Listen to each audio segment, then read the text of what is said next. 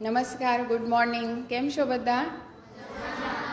Okay, આ સત્રનો આપણો આ છેલ્લો વાર્તાલાપ છે, કેમ કે પછી તમારી પરીક્ષા અને ત્યાર પછી વેકેશન પડશે. પણ વેકેશન માટે ખૂબ બધા પ્રોગ્રામ્સ લઈને સયાજી લાઇબ્રેરી ફરીથી તમારી સાથે આવવાની છે. એની વાત હું પછી કરીશ. પણ આ મહિનાનો આપણો જે વાર્તાલાપ છે એ વિશિષ્ટ વાર્તાલાપ કહેવાય એવી રીતે આપણે એનું આયોજન કર્યું છે. એનું કારણ કોઈ કહી શકશે? કોઈ ગેસ કરી શકશે? ગઈકાલે શું હતું?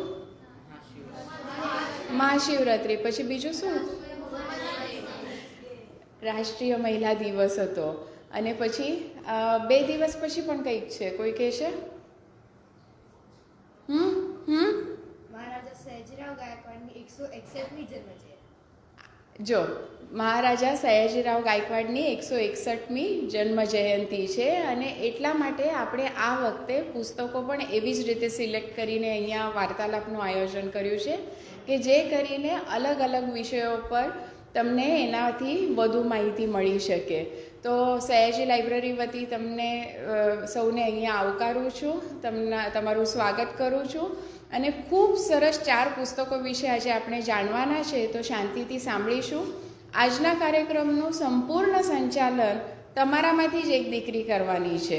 એટલે સંચાલન કેવી રીતે કરી શકાય, વાર્તાલાપ કેવી રીતે આપી શકાય, પુસ્તકો કેવી રીતે વાંચવાના હોય છે, એની રજૂઆત કેવી રીતે કરવાની હોય છે, એ બધી જ વાતો આજે તમને અહીંયા જાણવાની મળશે અને ખૂબ ખૂબ મજા પણ આવશે.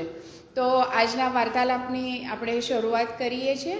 ત્યાર પછી આપણે પૂરક માહિતી અને ચર્ચા પણ કરીશું, પ્રશ્નોત્તરી પણ થશે. એટલે ખાસ જ્યારે વક્તા અહીંયા બોલતા હોય છે, એમના પુસ્તક વિશે વાત કરતા હોય છે, તે વખતે એકદમ સારી રીતે શ્રોતા બનીને તમે સાંભળજો, જે કરીને તમારા મનમાં પ્રશ્ન ઉદ્ભવશે, જેનું પછી આપણે વાર્તાલાપના અંતે ચર્ચા કરીશું. અને તમારા પ્રશ્નોના જવાબ આ વક્તાઓ એમનાથી શક્ય એટલા સારી રીતે પુસ્તક વાંચ્યું હોય એ રેફરન્સના રિલેટેડ તમને એના જવાબ પણ આપશે. અને કદાચ તમારી પાસે એના રિલેટેડ વધુ માહિતી પણ હોય તો પણ તમે અહીંયા એનું શેરિંગ કરી શકો છો. તો આજના વાર્તાલાપની આપણે શરૂઆત કરીએ છીએ. 4 વક્તાઓ છે, એક સંચાલક છે, અને આના પછીનો 1.5 કલાક ફક્ત ને ફક્ત તમારા માટેનો છે. બધા રેડી? ઓકે, આવો. હું યશસ્વીને વિનંતી કરું છું કે આજના કાર્યક્રમનું એ સંચાલન કરે. Good morning. Good morning. હા, હવે ઉત્સાહ આવ્યો. અરે, ગઈકાલે જ શિવરાત્રિ ગઈ છે. બધા રાત્રે જાગ્યા હશો અને મંદિરમાં ગયા હશો, તો પણ તમે અહીં હાજર થયા છો એ માટે આપ સૌનું હાર્દિક સ્વાગત છે. તો પહેલાં તો આપણે થોડી વાતો કરીએ. જેમ માધવી આંટીએ કહ્યું કે ગઈકાલે આંતરરાષ્ટ્રીય મહિલા દિવસ પણ હતો, તમને બધાને ખબર જ છે.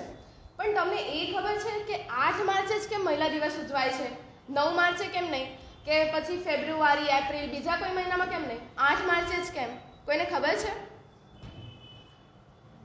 થોડું ઘણું પણ ખબર હોય તો વાંધો નહીં, હું કહું. 1917માં યુદ્ધ દરમિયાન રશિયાની મહિલાઓએ રોટી અને કપડાં માટે ત્યાં હડતાલ પર જવાનો નિર્ણય કર્યો હતો. ને આ હડતાલ કંઈ સાધારણ હડતાલ નહોતી. એ હડતાલને કારણે ત્યાંના સમ્રાટે પોતાનું શાસન છોડી દીધું હતું, અને ત્યારબાદ સરકારે મહિલાઓને મત આપવાનો અધિકાર આપ્યો હતો. એટલે આપણે 8 માર્ચને આંતરરાષ્ટ્રીય મહિલા દિવસ તરીકે ઉજવીએ છીએ. અને તમને એવું થતું હશે કે મહિલાઓ એટલે શું કરે? ઘરનું કામ કરે. ને ઘણી મહિલાઓ હોય જે વૈજ્ઞાનિક બને છે, કંઈ સારું શિક્ષણ મેળવે છે. પણ ઘરની મહિલાઓની પણ એટલી જ જવાબદારી હોય છે. આપણે જે ક્રાંતિવીરોને યાદ કરીએ છીએ, તો તે જે સફળતા તેમણે મેળવી છે, તો તેમની પાછળ પણ મહિલાઓનો જ હાથ છે. મહિલાઓએ તેમને પરવાનગી આપી જવા માટે મહિલાઓએ કેટલા અસંખ્ય દુઃખો સહન કર્યા હશે. તો તે મહિલાઓને જ આપણે યાદ કરીને 8 માર્ચે આંતરરાષ્ટ્રીય મહિલા દિવસ ઉજવીએ છીએ.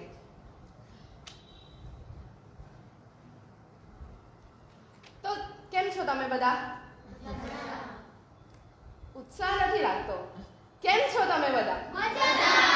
હા, એક સાચી વાત કહું, હું તો આજે ખૂબ જ મજામાં છું. કારણ કે આજે તો મારો અને તમારામાંથી પણ ઘણા બધાનો મનગમતો કાર્યક્રમ છે, મને ગમતું પુસ્તક. આમાં વિશેષ વાત એ છે કે જો આપણે એમ સાધારણ 4 પુસ્તકો વાંચવા લઈએ તો કેટલા દિવસ નીકળી જાય આપણને. લેસન હોય, સ્કૂલમાં જવાનું હોય, ટ્યુશન જવાનું હોય, એટલે આપણે ધીરે ધીરે પુસ્તકો વાંચીએ ને ઘણા બધા દિવસ તો નીકળી જ જાય. પણ અહીંયા તો 1 કલાકમાં આપણને 4 પુસ્તકોની માહિતી મળી જાય અને કેટલું બધું જાણવાનું પણ મળે. એટલે હું તો ખૂબ જ ખુશ છું. અને જો તમને અહીં આ વક્તાઓને સાંભળીને તમને પણ બોલવાની ઈચ્છા થાય ને તો તમે પણ લાઇબ્રેરીમાં આવીને બોલી જ શકો છો. તમારા મનગમતા પુસ્તક પર અહીં આવીને તમે પણ વાર્તાલાપ આપી શકો છો. અને આ 1 કલાકમાં આપણને કંઈ સાધારણ પુસ્તકોની માહિતી નથી મળવાની. આ મહિનાના જે વિશેષ દિવસો છે ને તેની માહિતી પણ આપણને મળે છે. અને આ વિશેષ દિવસો પર આધારિત જ આપણને આ વક્તાઓને પુસ્તકો પસંદગી કરાવવામાં આવી છે. તો 1995થી આ વાર્તાલાપો શરૂ થયા છે અને આજે પણ આ ભગીરથ ગંગા વહેતી રહી છે અને આગળ પણ આ મને ગમતું પુસ્તક વાર્તાલાપ ચાલતો જ રહેશે. તો આજના આ 237માં મને ગમતું પુસ્તક વાર્તાલાપમાં આપ સૌનું હાર્દિક સ્વાગત છે. તો હવે આપણે મને ગમતું પુસ્તક વાર્તાલાપની શરૂઆત કરીએ તો તે પહેલાં હું તમને એક મોટી જવાબદારી સોંપું છું. તમે બધા ધ્યાન રાખજો.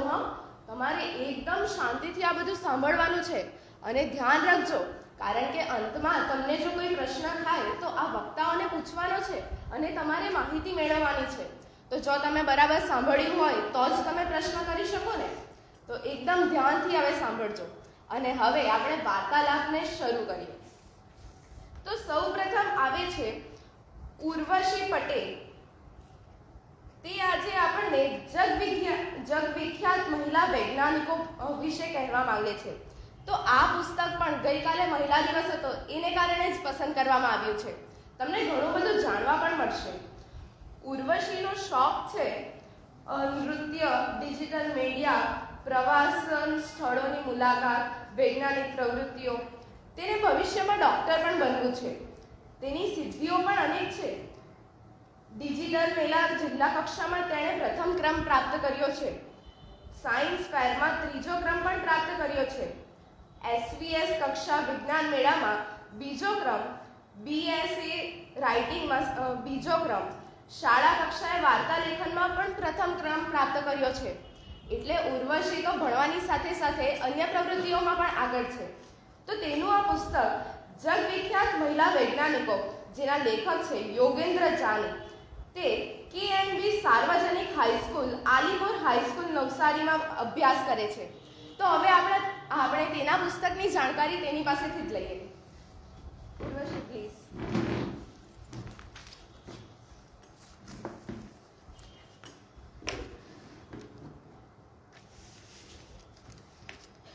નમસ્કાર સર્વે શ્રોતાજનોને હું ઉર્વશી પટેલ વંદન કરું છું. મિત્રો, ગઈકાલે જ આપણે 8મી માર્ચ આંતરરાષ્ટ્રીય મહિલા દિનની ઉજવણી કરી.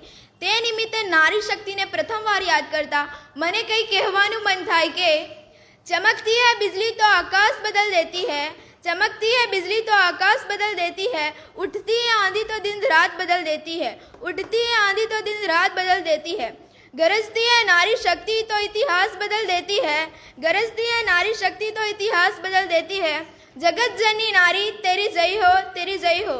પ્રાચીન કાળથી આધુનિક સમયમાં કોઈપણ ક્ષેત્ર સ્ત્રીઓના પ્રદાન વિના બાકી રહ્યું નથી. દરેક ક્ષેત્રમાં સ્ત્રીઓની સફળતા જોવા મળે છે. ઓરડાથી લઈને અવકાશ સુધી અને રસોડાથી લઈને રાજકારણ સુધીની બધી જ યાત્રા સ્ત્રીઓએ સફર કરી છે. જેમાં વિદુષી ગાર્ગી, માતા સીતા, રાણી Lakshmibai, Indira Gandhi, Mother Teresa, Sunita Williams આ એ નારી રત્નો છે જેમણે આપણા દેશના ગૌરવ માટે પોતાનું યોગદાન આપ્યું છે. આજ નારી શક્તિના માનમાં 8મી માર્ચ આંતરરાષ્ટ્રીય મહિલા દિનની ઉજવણી કરવામાં આવે છે. તેમનો મુખ્ય હેતુ ફક્ત નારી ઉત્કર્ષનો રહ્યો છે. આપણા દેશની મહિલાઓ શિક્ષણ પ્રાપ્ત કરી કુરિવાજો અને અંધશ્રદ્ધાની માન્યતાઓમાંથી બહાર નીકળે અને પોતાના તથા દેશના વિકાસ માટે પ્રતિબદ્ધ રહે એ જરૂરી છે. રાજકારણ, રમતગમત, બેન્કિંગ, શિક્ષણ વગેરે ક્ષેત્રોમાં સ્ત્રીઓએ પોતાની સફળતા બતાવી છે. વધુ જિજ્ઞાસાવશ મેં અનેક પુસ્તકોનું વાંચન કર્યું. તેમાંથી મારા હાથમાં એક વિજ્ઞાન પુસ્તક આવ્યું. મિત્રો, મને મારા અભ્યાસકાળમાં પ્રથમથી જ વિજ્ઞાન પ્રત્યે ઘણી રુચિ છે. મારે મોટા થઈને ડૉક્ટર બનવું છે. આથી જ મને વિજ્ઞાન વિષયોના પુસ્તકોનું વાંચન કરવું બહુ ગમે છે. આ પુસ્તકે મારા જીવનના વિજ્ઞાન જ્ઞાનમાં ઘણો વધારો કર્યો છે અને તે મહિલા વૈજ્ઞાનિકોની માહિતી હું ખૂબ જ નજીકથી જાણી શકી છું. તો આજના મને ગમતા વાર્તાલાપમાં હું તમને તે પુસ્તક અંગેની માહિતી આપીશ. તો સૌપ્રથમ વાત કરીએ લેખકની. તો લેખકનું નામ છે યોગેન્દ્ર જાની. તેમણે ગુજરાતી ભાષામાં વિજ્ઞાન ક્ષેત્રે થયેલા ઘણા બધા સંશોધનાત્મકનું લેખન કર્યું છે.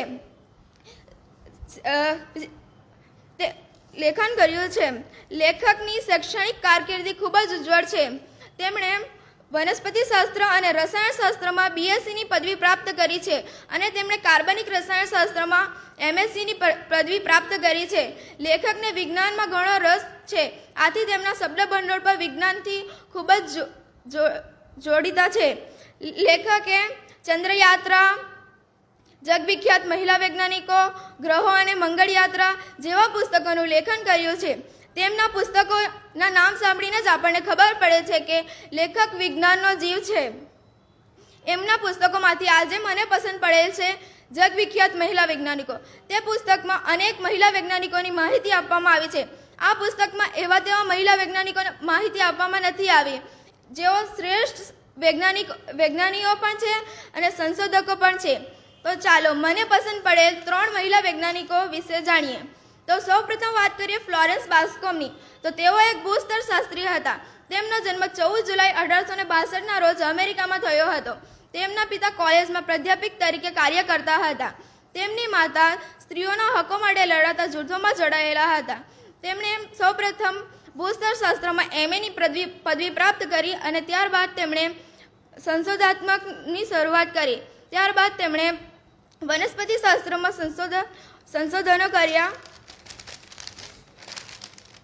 અને તેમણે મોજડી વિભાગમાં ખડકો પર સંશોધનો કર્યા હતા. તેમના ઘરમાં પૈસાની તંગી હોવાના કારણે તેઓ કોલેજમાં પ્રાધ્યાપિકા તરીકે કાર્ય કરતા હતા. ત્યાં તેઓ ખડકો, માટી વગેરે વિષયો પર ભણાવતા હતા. તેમને આ વિષય પર વધારે જાણવાની ઈચ્છા થઈ ત્યારે તેઓ તે વિષય પર સંશોધન કરે છે. તેઓ અમેરિકામાં રહેતા હોવાથી અમેરિકામાં કોઈ પણ સ્ત્રી ભૂસ્તરશાસ્ત્ર સંશોધનમાં આગળ વધી ન હતી. તે બાબતને તેમણે ખોટી સાબિત કરી અને તેમણે 2 સંશોધનો કર્યા અને ત્યારબાદ તેમને સ્ટોન લેડીના નામથી ઓળખવામાં આવે છે અને તેમનું મૃત્યુ 18 જૂનના રોજ થાય છે. બીજા નંબર પર વાત કરીએ મેડમ મેરી ક્યુરી. એક ખૂબ જ મોટો આલિશાન બંગલો અને તે બંગલાના કમ્પાઉન્ડના ગાર્ડનમાં એક સહેજ મેલા કપડાવાળી બાઈ કામ કરતી હતી.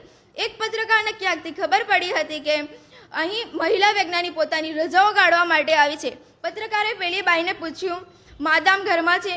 પેલી બાઈએ નમ્રતાથી જવાબ આપ્યો અને કહ્યું, બેસો, માદામ હમણાં જ આવશે.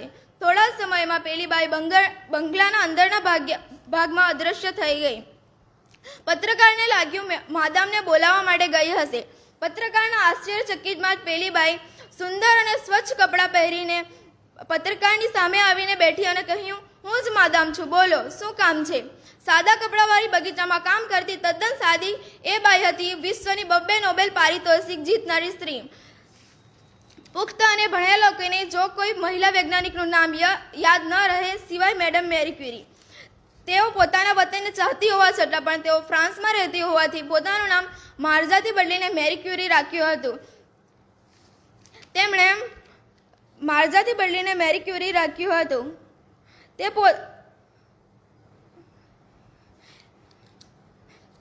તેમણે સતત 4 વર્ષ સુધી ગરીબાઈ અને ભૂખનો સામનો કર્યો હતો. ત્યારબાદ તેમણે મોજડી વિભાગમાં સંશોધનો શરૂ કર્યા હતા. તેમને ત્યારબાદ લાયસન્સ મળ્યું અને તેમણે સ્ટીલ ચુંબકીય ગુણધર્મો પર સંશોધનો શરૂ કર્યા. તેમને વનસ્પતિઓમાં પણ ઘણું બધું જાણવાની ઈચ્છા થઈ. ત્યારબાદ તેમણે વનસ્પતિઓમાં સંશોધન કરીને કહ્યું કે થોરિયમની જેમ યુરેનિયમ પણ કિરણોત્સર્ગી ધાતુ છે. આપણે પણ આ સાદા કપડાવાળી બાઈને યાદ કરવું જોઈએ. આમ પ્રથમવાર જ એક નારી વિજ્ઞાનીએ 2 વાર 2 વિષયોમાં સંશોધનો કર્યા છે. આપણે ત્રીજા નંબર પર વાત કરીએ ફ્લોસી બાસ્કોમની. તો તેઓ જીવ વિજ્ઞાન કેવી રીતે બન્યા તે વિશે આપણને લેખક જણાવે છે કે તેમનો પરિવાર ઈસવીસન 1905માં હોંગકોંગ ખાતે સ્થાયી થયો. ત્યારબાદ તેઓ જે શાળામાં ભણતા હતા ત્યાં વિજ્ઞાન વર્ગો ચાલતા હતા. વિજ્ઞાન વર્ગોમાં ફક્ત હોશિયાર છોકરાઓની પસંદગી કરવામાં આવતી હતી. તે વિજ્ઞાન વર્ગોમાં તેમની પણ પસંદગી કરવામાં આવી હતી. તેમની પસંદગી ત્યાંના શિક્ષકોએ જ કરી હતી. આથી ફ્લોસી ખૂબ જ ખુશ હતી. ત્યાંની પ્રથા એવી હતી કે વિજ્ઞાન, કલા વગેરે વિષયોની પસંદગી કરે અને તે જ વિષયો પર તેઓ મહત્વપૂર્ણ અભ્યાસ કરે. ત્યારબાદ તેઓ હાઈસ્કૂલમાં સ્થાયી થઈ તેમણે જીવાણુઓ પર સંશોધનો શરૂ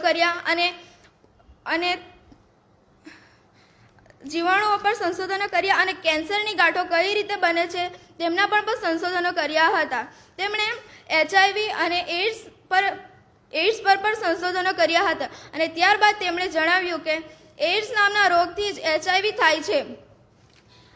આમ ફ્લોસી પોતાના સંશોધનો કાર્યોને સમય પડકાર્યું વિષયોમાં પસાર કર્યો અને આ સંશોધનો આપણને આજના આધુનિક યુગમાં પણ તેમણે લોહીનું પણ સંશોધનો કર્યા હતા અને આજના આ યુગમાં લોહીની ચકાસણી કરવા માટે તેમના સંશોધનો ઉપયોગમાં આવે છે. આમ આ પુસ્તક થકી જે મહિલા વૈજ્ઞાનિકોની માહિતી આપી છે તેમાં મને વિજ્ઞાનમાં ઘણો રસ જાગ્યો છે. આથી મને મારા અનુભવો આ વાર્તાલાપ થકી આપને પહોંચાડવાનો મોકો મળ્યો તે બદલ સયાજી વૈભવ લાઇબ્રેરીનો ખૂબ જ આભાર વ્યક્ત કરું છું. અને અંતે મારા વ્યક્તવ્યને પૂર્ણ કરતા અને મારા અંતે એક પંક્તિ દ્વારા મારો વ્યક્તવ્ય પૂર્ણ કરું છું. हे नारी उठाकर कागज कलम बनी तुम साक्षर, हे नारी उठाकर कागज कलम बनी तुम साक्षर, फिर करो अधिकारों और समानता पर हस्ताक्षर, फिर करो अधिकारों और समानता पर हस्ताक्षर. Thank you.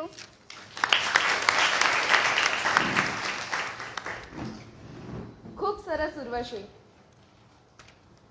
ઉર્વશીએ આપણને સરસ વાતો કહી. ગઈકાલે જ મહિલા દિવસ ગયો છે અને આપણે મહિલા વૈજ્ઞાનિકો વિશે ખૂબ સારી રીતે જાણ્યું. તો તેણે જે વાતો કહી તેમાં પ્રથમ વૈજ્ઞાનિક હતા તો તેમને પણ આપણે સ્ટોન લેડી તરીકે આજે ઓળખીએ છીએ. એટલે ફક્ત પુરુષો જ કંઈ મહાપુરુષ કહેવાય છે એવું નથી. મહિલાઓ પણ મહાન કાર્યો દ્વારા મહાન બની શકે છે. તો આપણે ઉર્વશી નામ પુસ્તકમાંથી એ જ પ્રેરણા લેવાની કે આપણે પણ ભણીને કંઈ સારું કામ કરીને આપણે પણ ખૂબ સારું કામ કરી શકીએ. તેથી આગળ જઈને બધા આપણને પણ યાદ કરી શકે. તો હવે આવે છે જુનેદ મુલ્તાની. તો તે આપણને પ્રદૂષણ જગતનું મહાન દૂષણ આ પુસ્તક પર કહેવા માંગે છે, જેના લેખક છે યોગેન્દ્ર જાની. જુનેદનો શોખ છે રાઇટિંગ. તેને મોટા થઈને વકીલ બનવું છે અને તેની સિદ્ધિઓ છે ઝવેરચંદ મેઘાણીની સ્પીચમાં તેણે બીજો ક્રમાંક પ્રાપ્ત કર્યો છે અને તે બાઈ નવાઝભાઈ ટાટા ગર્લ્સ હાઈસ્કૂલમાં ભણે છે. તો જુનેદ હવે આપણને પ્રદૂષણ જગતનું મહાન દૂષણ આ પુસ્તક વિશે વાર્તાલાપ આપશે. જુનેદ.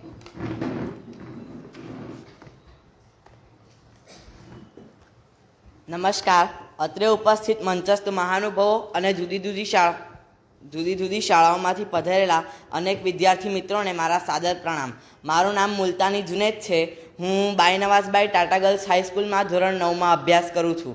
આજે મેં એક પુસ્તકનો અભ્યાસ કર્યો છે જેનું નામ છે પ્રદૂષણ જગતનું મહાન દૂષણ. તેના વિશે થોડીક માહિતી આપીશ. તો આપ સર્વોને નમ્ર વિનંતી છે કે ધ્યાનપૂર્વક સાંભળજો. મારા પુસ્તકના લેખકનું નામ છે યોગેન્દ્ર જાની અને તેના પ્રકાશકનું નામ છે કૃષ્ણકુમાર યાદવ અને તેની કિંમત છે 135 રૂપિયા અને તેના પાનાની સંખ્યા 144 છે. તો મિત્રો, આપણે જોઈએ છીએ કે પ્રદૂષણ કેટલા પ્રકારના હોય છે. પ્રદૂષણ ઘણા બધા પ્રકારના હોય છે, પણ આપણે જો બધા પ્રદૂષણનો અત્યારે વ્યાખ્યા આપવા જઈશું કે કહેવા જઈશું તો આપણને કલાકો ને કલાકો ઓછા પડશે. તો આપણે અત્યારે મુખ્ય પ્રદૂષણો વિશે અભ્યાસ કરીએ. તો સૌપ્રથમ આવે છે વાયુ પ્રદૂષણ. તો કહેવામાં આવે છે કે વાયુ પ્રદૂષણ કોને કહેવાય? તો વાયુ પ્રદૂષણ એટલે કે હવાની અંદર અશુદ્ધિ. આપણે જોઈ શકીએ છીએ કે આપણને વિજ્ઞાનમાં ભણાવવામાં આવે છે કે હવાને રંગ નથી અને હવાને ગંધ નથી, હવા માત્ર અનુભવાય છે. પણ કિંતુ આજના યુગની અંદર આપણે જોઈ શકીએ કે હવાને રંગ પણ છે અને ગંધ પણ છે. અને આપણે હવાની અંદર કાળો જે ફેક્ટરીઓમાંથી ધુમાડો છોડવામાં આવે છે તેની અંદરથી હવાની અંદર કાળો રંગ ફેલાઈ જાય છે અને હવાની અંદર તેની જ ગંધ ફેલાઈ જાય છે અને આપણને તેનાથી શ્વાસ લેવામાં પણ આપણને તકલીફ પડે છે. જેથી કે આપણે આ બધી બાબતોની અંદર કાળજી રાખવી જોઈએ. તો એક વખતની વાત છે કે એક વિદેશી આપણા ભારત આવ્યો અને તેણે આપણા ભારતવાસીને કહ્યું કે એક ઓસ્ટ્રેલિયાનું જેકેસ નામનું પક્ષી છે તે ખડખડાટ હસે છે. તો આપણા મુંબઈવાસીથી રહેવાયું નહીં, તો તેણે પાછો સામો જવાબ આપ્યો. તેણે કહ્યું કે અમારા મુંબઈના તો બધા જ પક્ષી ખડખડાટ હસે છે. તો આની અંદર હસવા જેવી વાત છે, પણ આ એકદમ ગંભીર વાત છે કે આપણે જોઈએ છીએ મુંબઈની અંદર એટલું બધું પ્રદૂષણ છે, એટલું બધું પ્રદૂષણ કે ત્યાંના પક્ષીઓને પણ ખાંસી આવે છે. તો આપણે તેને ખૂબ જ કાળજી રાખવી જોઈએ. તો આપણે તેને રોકવા માટેના ઉપાયો કરવા જોઈએ અને તેના માટે આપણે ફેક્ટરીઓનો જે ધુમાડો છે તેને શુદ્ધ કરીને પછી જ આપણે હવામાં છોડવો જોઈએ અને આપણે વધુ વૃક્ષો વાવવા જોઈએ.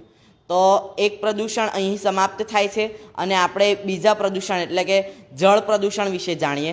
તો કે જળ પ્રદૂષણ કોને કહેવામાં આવે છે? તો જળ પ્રદૂષણ એટલે કે જળની અંદર ફેલાતી અશુદ્ધિને જળ પ્રદૂષણ કહેવામાં આવે છે. જળની તે શાનાથી થાય છે? તો જળની અંદર આપણે કચરો નાખીએ છીએ, નદી અને નાળામાં ફેક્ટરીઓનું ગંદુ પાણી છોડે છે અને અનેક રીતે બીજું જે સમુદ્રની અંદર આપણે કચરું નાખી દઈએ, પછી ફૂલ છે અને અસ્થિઓ છે તેને આપણે નદીમાં ને સમુદ્રમાં તળાવમાં એવી રીતે નાખીએ છીએ જેથી કે જળ પ્રદૂષણ થાય છે. તો એક વખતની વાત છે કે એક મીના મોટા નામનું ગામ હતું. ત્યાંના બાળકો અચાનકથી માંદા પડવા લાગ્યા અને મૃત્યુ પામવા લાગ્યા. તો પછીથી સંશોધન કરવામાં આવ્યું કે આવું શા માટે થાય છે કે બધા બાળકો અચાનકથી માંદા પડવા માંડ્યા અને મૃત્યુ પામવા માંડ્યા? તો તેના પરથી જાણ મળી કે તે બાળકોએ સમુદ્રની એક માછલી ખાધી હતી. તે માછલી અને તે સમુદ્રની અંદર મર્ક્યુરી મીન્સ કે પારો તે તત્વ રહેલું હતું, ઝેરી તત્વ મર્ક્યુરી પારો એટલે રહેલું હતું, જેથી જળની અંદર પ્રદૂષણ ફેલાઈ ગયું અને બાળકોના ફેફસાની અંદર પ્રોબ્લેમ પડી તે માછલી ખાઈને. તો જેથી કે આ બાળકો માંદા પડ્યા અને મૃત્યુ પામ્યા. તો આ રીતે જળ પ્રદૂષણ થાય છે. તો તેને રોકવાના પણ ઘણા બધા ઉપાયો છે, જેમ કે આપણે જળની અંદર આપણે કચરો ના નાખવો જોઈએ અને બીજું કે આપણે અસ્થિઓ બીજી નાખીએ છીએ તે પણ ના નાખવી જોઈએ અને જે આપણે ફેક્ટરીઓનું ગંદુ પાણી છે તેનો શુદ્ધ કરીને પછી જ આપણે જળની અંદર નાખવું જોઈએ. તો આ રીતે આપણે જળ પ્રદૂષણ પણ અટકાવી શકીએ છીએ. અને ત્રીજું આવે છે ધ્વનિ પ્રદૂષણ. તો ધ્વનિ પ્રદૂષણ કોને કહેવામાં આવે છે? તો માનવી અને પ્રાણીને અપ્રિય લાગતો ઘોંઘાટને ધ્વનિ પ્રદૂષણ કહેવામાં આવે છે. તો આ શાનાથી થાય છે? તો કે માણસો કારણ વગર ગાડીના હોર્ન વગાડે છે, પછી ઘંટડી વગાડે છે અને બીજું કે કારણ વગર મોટા મોટા અવાજમાં ડીજે વગાડે છે અને ટીવીનો અવાજ રાખે છે મોટો મોટો. પછી મોટી મોટી ફેક્ટરીઓ જ્યાં ચાલે છે, કારખાના, તેમાં અવાજ આવે છે. આ રીતે થાય છે. તો ધ્વનિ પ્રદૂષણને અટકાવવા માટે આપણે શું કરી શકીએ? તો આપણે હોર્નની જેટલી જરૂર હોય તેટલું જ આપણે કરી શકીએ. એની જરૂર વગર આપણે એનો ઉપયોગ ન કરવો જોઈએ. અને બીજું કે આપણને જેટલો પણ ડીજેનો અવાજ હોય તેટલો માપનો જ રાખવો જોઈએ. આપણે તેનાથી વધારે અવાજ કરવો જોઈએ નહીં અને કારણ વગર આપણે બરાડા ન પાડવા જોઈએ. અને બીજું એ કે જે આપણું રહેઠાણ છે તેનાથી એકદમ જ દૂર આપણે ફેક્ટરીઓને સ્થાપવી જોઈએ જેથી કે રહેવાસીઓને ત્યાંની પ્રોબ્લેમ ના થાય. તો આ રીતે અનેક પ્રદૂષણો હોય છે, જેમાંથી મેં આપને 3 પ્રદૂષણ કહ્યા. તો આ પુસ્તક વાંચીને મેં એમ અનુભવ્યું કે આપણે પર્યાવરણ વિરોધી પ્રવૃત્તિઓ કરીને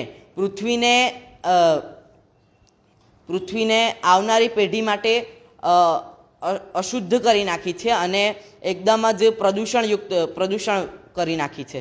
તો આપણે તેના માટે ઘણા બધા ઉપાયો કરી શકીએ અને આપણે વધુ વૃક્ષો વાવી શકીએ અને આ બધા પ્રદૂષણોને અટકાવી શકીએ. તો આપણે આ પ્રદૂષણોને ખૂબ જ અટકાવવા જોઈએ અને બધાએ વધુ વૃક્ષો વાવવા જોઈએ. Thank you.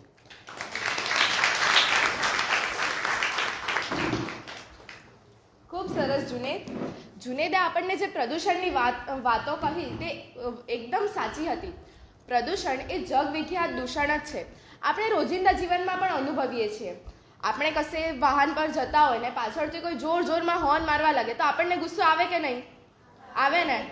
તો તેવી જ રીતે આપણે ઘરમાં બધા શાંતિથી બેસેલા હોય, વાતો કરતા હોય ને આપણે જઈને કંઈ તપેલા કે કંઈ સ્ટીલની વસ્તુ એમ જોરમાં પાડી દઈએ તો મોટો અવાજ થાય, તો બધા ખીજવાય ને આપણને, આ શું કરે છે, આ કેમ નીચે પાડી દીધું, એવું કહે ને. તો એ બધું જ પ્રદૂષણ છે. આપણે વાહનમાં જતા હોય, વાપી બાજુ જઈએ કે ટ્રેનમાં જતા હોય તો આપણને જે કેમિકલની વાસ આવે એના લીધે આપણને નાક બંધ કરવું પડે ને, તો એ પણ એ વાયુ પ્રદૂષણ છે. તો આવા ધ્વનિ પ્રદૂષણ અને વાયુ પ્રદૂષણને જુનેદે ખૂબ સરસ રીતે સમજાવ્યું. હવે આપણે ત્રીજા વક્તા તરફ જઈએ. હવે આવે છે પલ કેતનકુમાર પટેલ. તે ધોરણ 8માં ભણે છે અને તે આપણને આજે સયાજીરાવ ગાયકવાડ આ પુસ્તક વિશે કહેવા ચાહે છે. અને જેમ આપણે કહ્યું કે મહિનામાં જે દિન વિશેષ હોય તો તેના પર એક આપણે પુસ્તકો પસંદ કરાવીએ છીએ. તો પલ આજે સયાજીરાવ ગાયકવાડના પુસ્તક વિશે કહેવા માંગે છે કારણ કે 11 માર્ચે જેમ તેણે કહ્યું કે સયાજીરાવ ગાયકવાડની જન્મ જયંતિ છે, તેથી આજે તે સયાજીરાવ ગાયકવાડના પુસ્તક પર બોલે છે. અને તેના લેખક છે પોપટલાલ મંડલી. અને પલનો શોખ છે સ્કેટિંગ, ડાન્સિંગ અને ડ્રોઈંગ. તેને ન્યુરોસર્જન બનવું છે અને તેની સિદ્ધિઓ છે, તેણે ભરતનાટ્યમમાં આરંગેત્રલની પદવી મેળવી છે. વક્તૃત્વ અને લોકગીત સ્પર્ધામાં પણ તે ભાગ લઈ ઇનામો મેળવે છે. અને પલ આશ્રમ શાળા ભક્તાશ્રમ હાઈસ્કૂલમાં ભણે છે. તો પલ આપણને સયાજીરાવ ગાયકવાડના પુસ્તક વિશે કહેશે. પલ.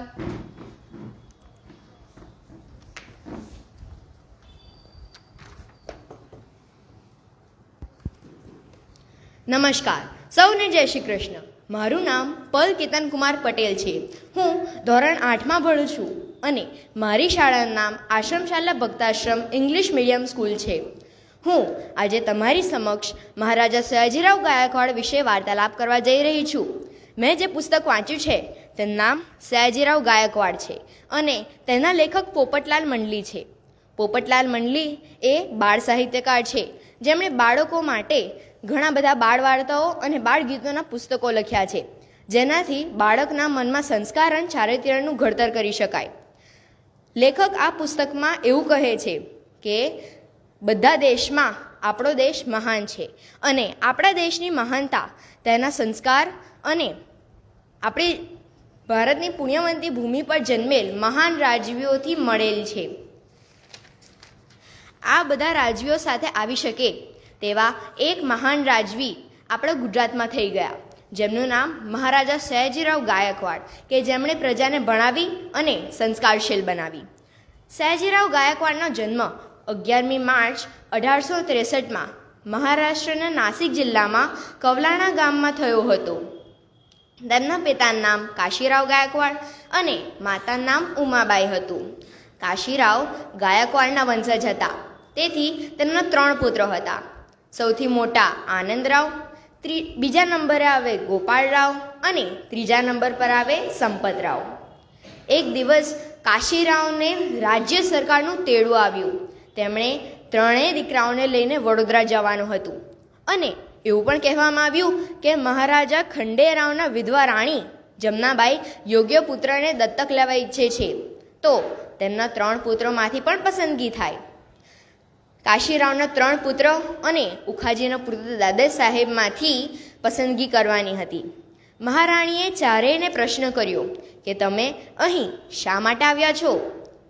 સંપતરાવ અને આનંદરાવે એવું કહ્યું કે અમે કંઈ જ જાણતા નથી. ઉખાજીના પુત્ર દાદા સાહેબ ચૂપ રહ્યા અને ગોપાળરાવ, કે જે માત્ર 12 વર્ષના હતા, છાતી કાઢીને કહ્યું કે હું અહીં રાજા બનવા આવ્યો છું. બસ આ સાંભળીને મહારાણી જમનાબાઈએ ગોપાળરાવને દત્તક લઈ લીધા. આ જ ગોપાળરાવ કે જે વડોદરાના આગળ જતા મહાન, પ્રતાપી, પ્રજાપ્રિય અને પ્રજાવત્સલ સુધારણો જે આપણે સયાજીરાવ ત્રીજા ગાયકવાડ તરીકે ઓળખીએ છીએ. 12 વર્ષની ઉંમરે રાજા બનનાર ગોપાળરાવ નિરક્ષર હતા. ખેતી સિવાય તેમને કંઈ જ જ્ઞાન મેળવ્યું ન હતું. એક મેળા પર તેમણે ભણવાનું શરૂ કર્યું. શરૂઆતના 5 મહિના તેમને મરાઠી, ગુજરાતી અને ઉર્દુ ભાષાનો અભ્યાસ કરવાનો હતો. ત્યારબાદ ઇંગ્લિશ, ગુજરાતી, ભૂગોળ, ગણિત, વિજ્ઞાન વિષયોનો પણ ઝપાટા બંધ અભ્યાસ શરૂ થઈ ગયો. શિક્ષણ ઉપરાંત મહારાણી જમનાબાઈ તેમને નીતિ અને ધર્મનું શિક્ષણ આપતા. ત્યારબાદ રાજકાજની ભાષા તેમને ગુજરાતી રાખી, જેને સૌ સમજી શકે, અને રાજકાજનું જ્ઞાન તેમને દિવાન સર ટી માધવરાવ ખૂબ જ સારી રીતે સમજાવતા. ભાષા અને વિજ્ઞાન પાસે પણ તેમને ખૂબ લગાવ હતો. બીજી બે ભાષા આપણા ભારતની સંસ્કૃત અને હિન્દી પ્રત્યે પણ તેમને ખૂબ લગાવ હતો.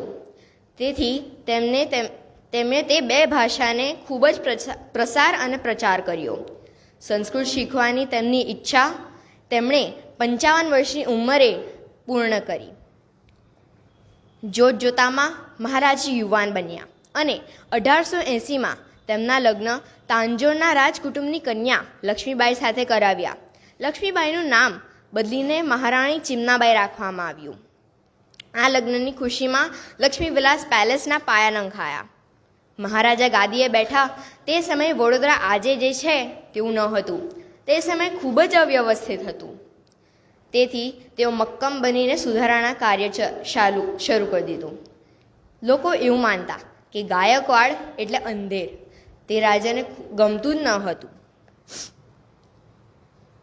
દરેક કામ માટે તેમણે હોશિયાર અધિકારીની નિમણૂક કરી અને ફટાફટ ફરિયાદોનો નિકાલ આવ્યો કે જેનાથી લોકોને ખૂબ જ શાંતિ થઈ. 1881માં મહારાજાનો રાજા તરીકે રાજ્યાભિષેક કરવામાં આવ્યો અને તેના થોડા જ સમય પછી મહારાજાએ પોતાના રાજ્યનો પ્રવાસ કરવાનો નિર્ણય લીધો કે જે તેમણે બળદગાડામાં બેસીને કર્યો હતો. તે સમયે એક અધિકારીએ વિનમ્રતાપૂર્વક પૂછ્યું કે તમે મોટર કે ઘોડાગાડી જેવા વૈભવી વાહન છોડીને બળદગાડામાં બેસીને કેમ પ્રવાસ કરવાનો ઈચ્છો? મહારાજાએ સાહજિકતાથી જવાબ આપ્યો કે હું અહીં વૈભવનું પ્રદર્શન કરવાનો નથી અને મને એમાં કોઈ જ રસ નથી, અને મોટર કે ઘોડાગાડીની સરખામણીમાં બળદગાડું ધીરું ચાલે છે કે જેથી હું લોકોની પરિસ્થિતિને સારી રીતે જાણી શકું અને સુધારાના કામો અને બીજા બધા કામો સારી રીતે જોઈ શકું.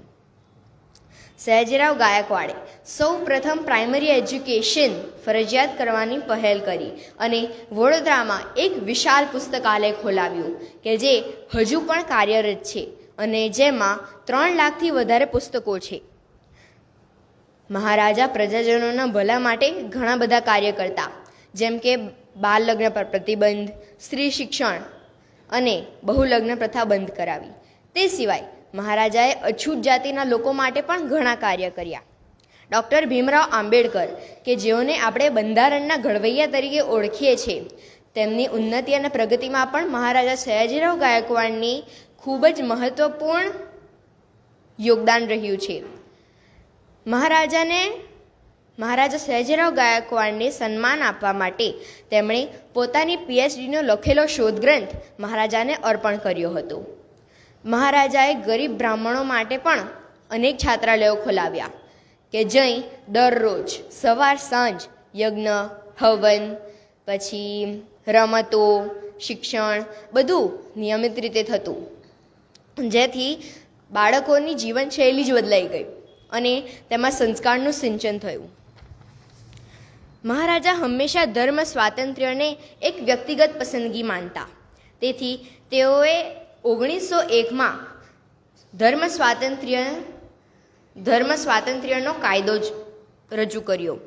મહારાજાએ ઘણા વિદેશ પ્રવાસ પણ કર્યા, જ્યાં તે જઈને લોકોની પરિસ્થિતિ, કલા, સંસ્કૃતિ, પ્રગતિ અનેક જોઈને એવું વિચારતા કે આ બધામાંથી કઈ સારી વસ્તુ હું મારા રાજ્યમાં લઈ જાઉં અને તેમાં સુધારો કરું અને લોકોની સુખ શાંતિમાં વધારો થાય.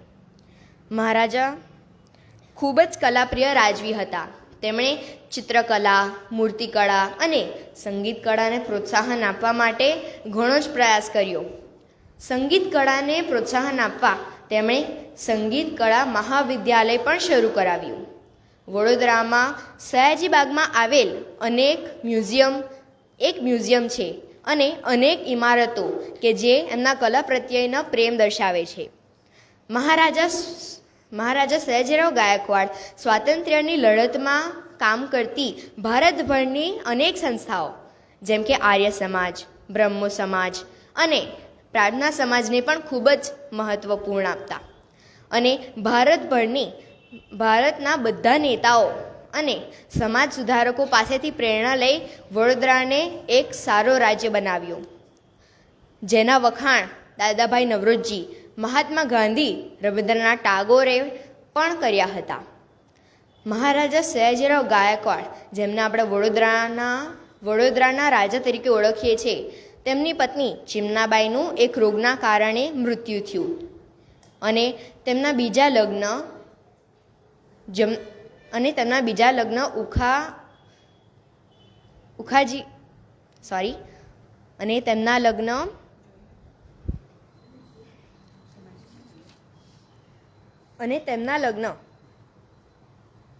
ગરજાબાઈ સાથે થયો કે જેથી તેમના 3 પુત્રો અને 1 પુત્રી થઈ. બસ હવે હું અહીં મારો વાર્તાલાપ પૂરા કરવા માટે એક શાયરી કહું છું, જે રાહિત ઇન્દોરીનો છે, જે મહારાજા સયાજીરાવ ગાયકવાડની व्यक्तित्वने अनुरूप छे. किसी को न हो सका उसके कद का अंदाज़ा, किसी को न हो सका उसके कद का अंदाज़ा, जो आसमान था मगर सिर झुका के चलता था. आवा महाराजा सयाजीराव गायकवाड़नी तेमने 161મી जन्म जयंती निमित्ते लाखो लाखो वंदन. जय हिंद, जय भारत, जय जय गरवी गुजरात.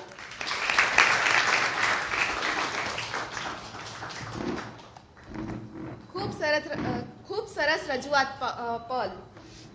તો પલે જેમ કહ્યું તો તેણે ખૂબ સરસ રજૂઆત કરી અને આમાંથી આપણને ઘણી બધી વાતો પણ શીખવા મળી. જેમ કે રાજ દરબારમાં સયાજીરાવ ગાયકવાડે એકદમ નિડરતાથી કહ્યું. ત્યારે તો માત્ર તે 12 જ વર્ષના હતા અને તેમણે રાણી સાહેબની સામે કહ્યું કે હું તો અહીં રાજા બનવા આવ્યો છું. કેટલો એમનામાં આત્મવિશ્વાસ હતો. 12 વર્ષની ઉંમરે પણ તેઓ બધાની સામે ભરી સભામાં આવું બોલી શક્યા. તેમણે બળદગાડામાં બેસી રાજ્ય પ્રવાસમાં જવાનો નિર્ણય કર્યો હતો. તેનાથી આપણને તેમની સાદગીનો પણ દર્શન થાય છે. જેમ પલે કહ્યું કે તેમણે વડોદરામાં પુસ્તકાલયની સ્થાપના કરી હતી, તેમ તેમણે અનેક નાના મોટા ગામડાઓ અને શહેરોમાં પણ પુસ્તકાલયો સ્થાપ્યા હતા અને તેમણે નવસારીમાં પણ એક પુસ્તકાલયની સ્થાપના કરી હતી અને એ પુસ્તકાલય એટલે આપણું આ સયાજી વૈભવ લાઇબ્રેરી. આ લાઇબ્રેરીની સ્થાપના પણ સયાજીરાવ ગાયકવાડ દ્વારા જ કરવામાં આવી છે. તો હવે આપણે આપણા ચોથા અને અંતિમ વક્તા તરફ જઈએ. તેનું નામ છે ભૃગુ સંતોષ જતકર. તે ધોરણ 8માં ભણે છે અને તે આજે આપણને લાલા લજપત રાય વિશે કહેવા માંગે છે.